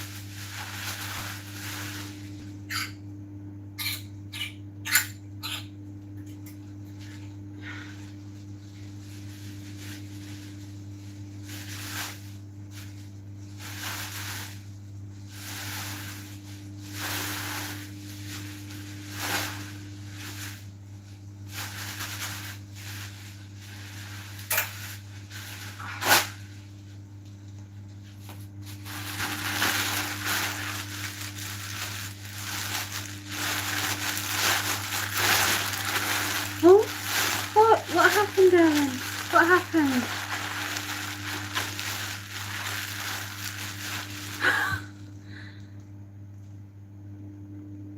Oh,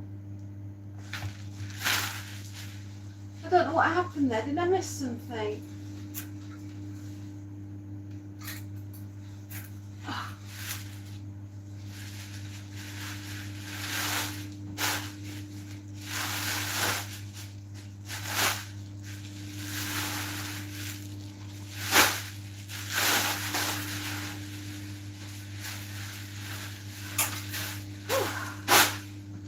One more. Yes, one more.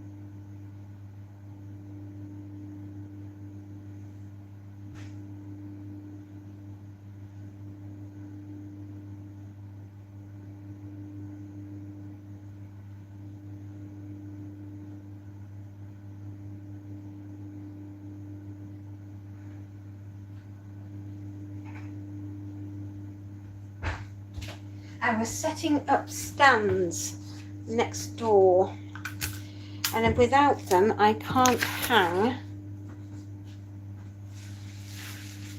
up my stuff. and the customers need this.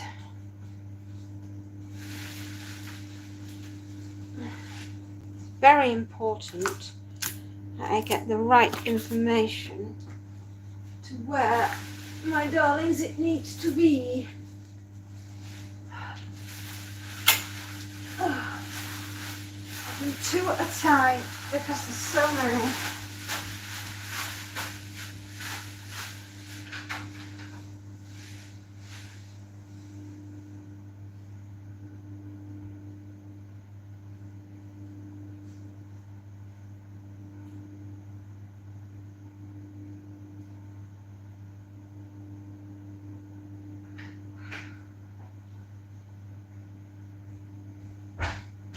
Absolutely exhausting. I don't know how much longer I'll be able to keep doing this job. I really don't.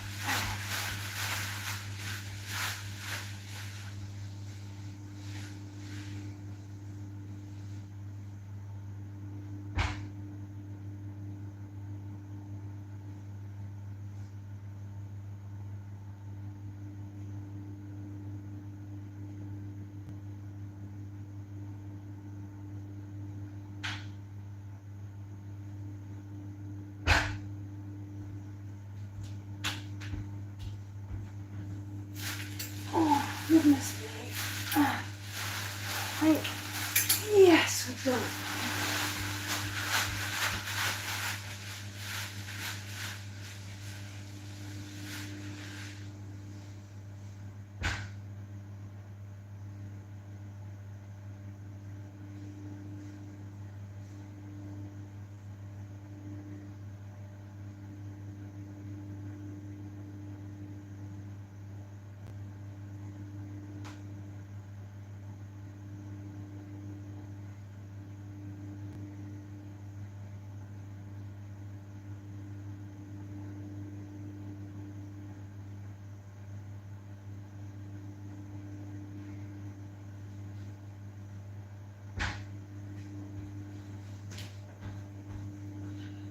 Right, here we go.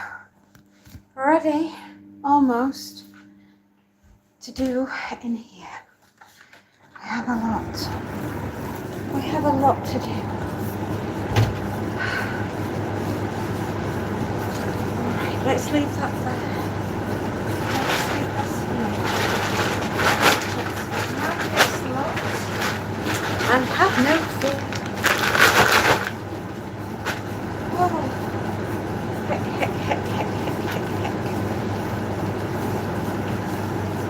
No, I'm absolutely fine, my darling. I'm just tired, worn out, broken.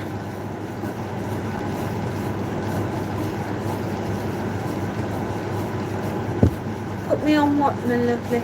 Or did I miss something?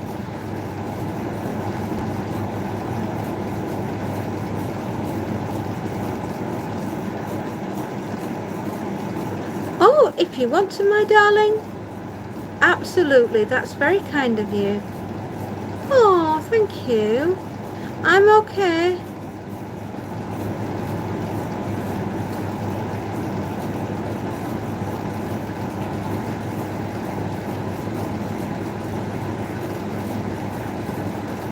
Oh, no, I do ironing for a living, dear.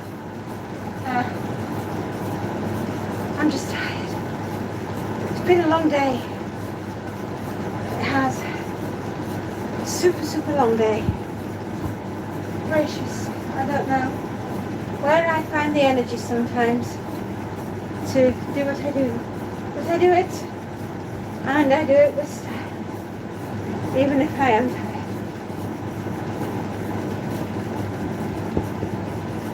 That, what I have just folded, is my stuff.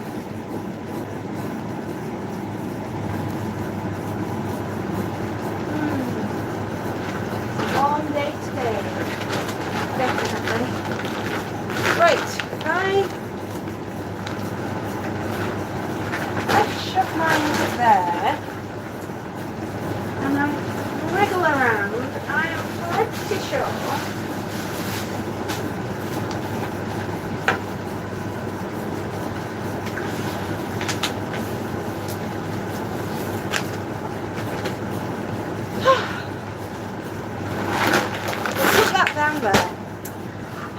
fall over it.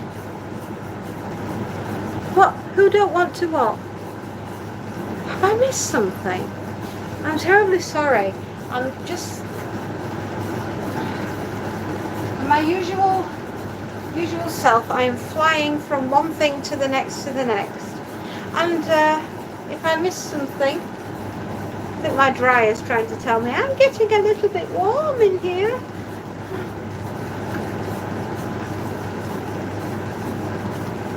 We have to get this lot folded. We have to get it next door so it matches up with the rest of the stuff that needs to go back to the client tonight. Oh, did somebody fall out? I hope not. Life's too short, my darlings, to be cross and angry. Find time to be happy and excellent to each other. Bill and Ted's philosophy in life. Oh, are we up to 14 thumbs ups? Goodness me, thank you.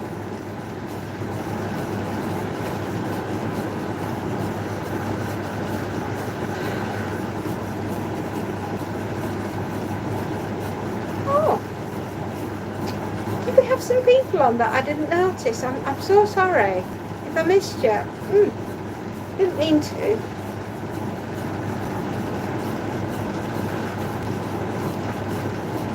Did I miss something?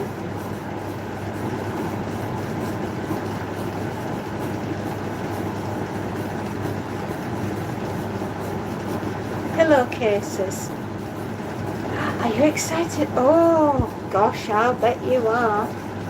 Me too. My little girl comes home this weekend. She's just completed her 3rd year at university. And next year she's going to do her Masters, which is wonderful. And then hopefully a PhD, and then we can call her Dr. Fairy. And that will be excellent. Where are we going? We're going in the back garden. Oh, where are you going? We're not doing much this summer. We're just glad to be alive.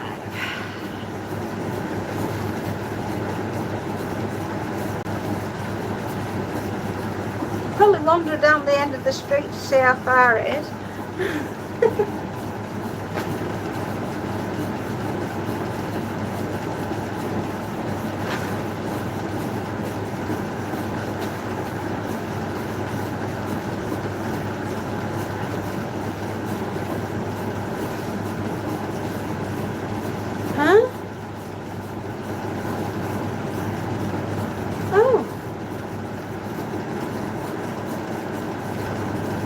Well, if it was something not very good, I don't think I should. So I get upset easily, you know.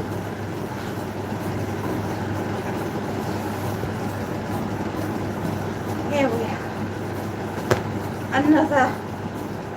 Another job. We're done.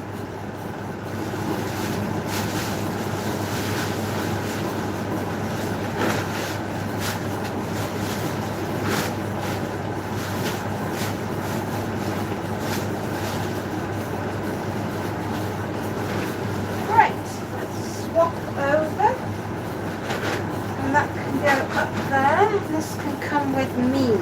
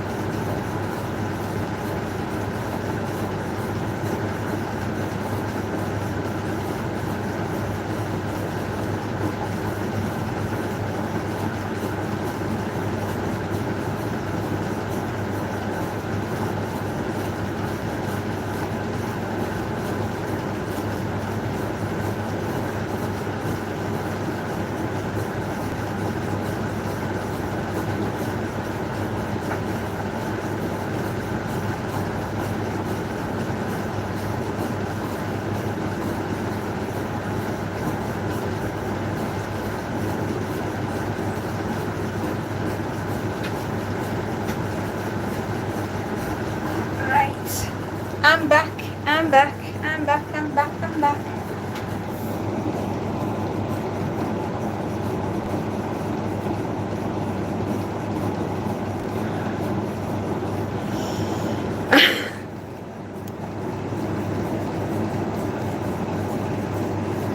Oh.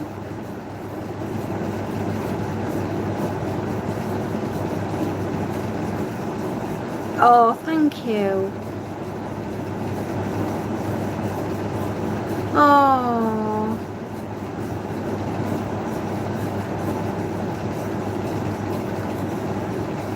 Is it raining that hard? I don't know. I've been downstairs most of the day. Oh, bless you. Right, my darlings. I have to go and contact some clients. So, take care. And I'll see you all very, very soon. Mwah.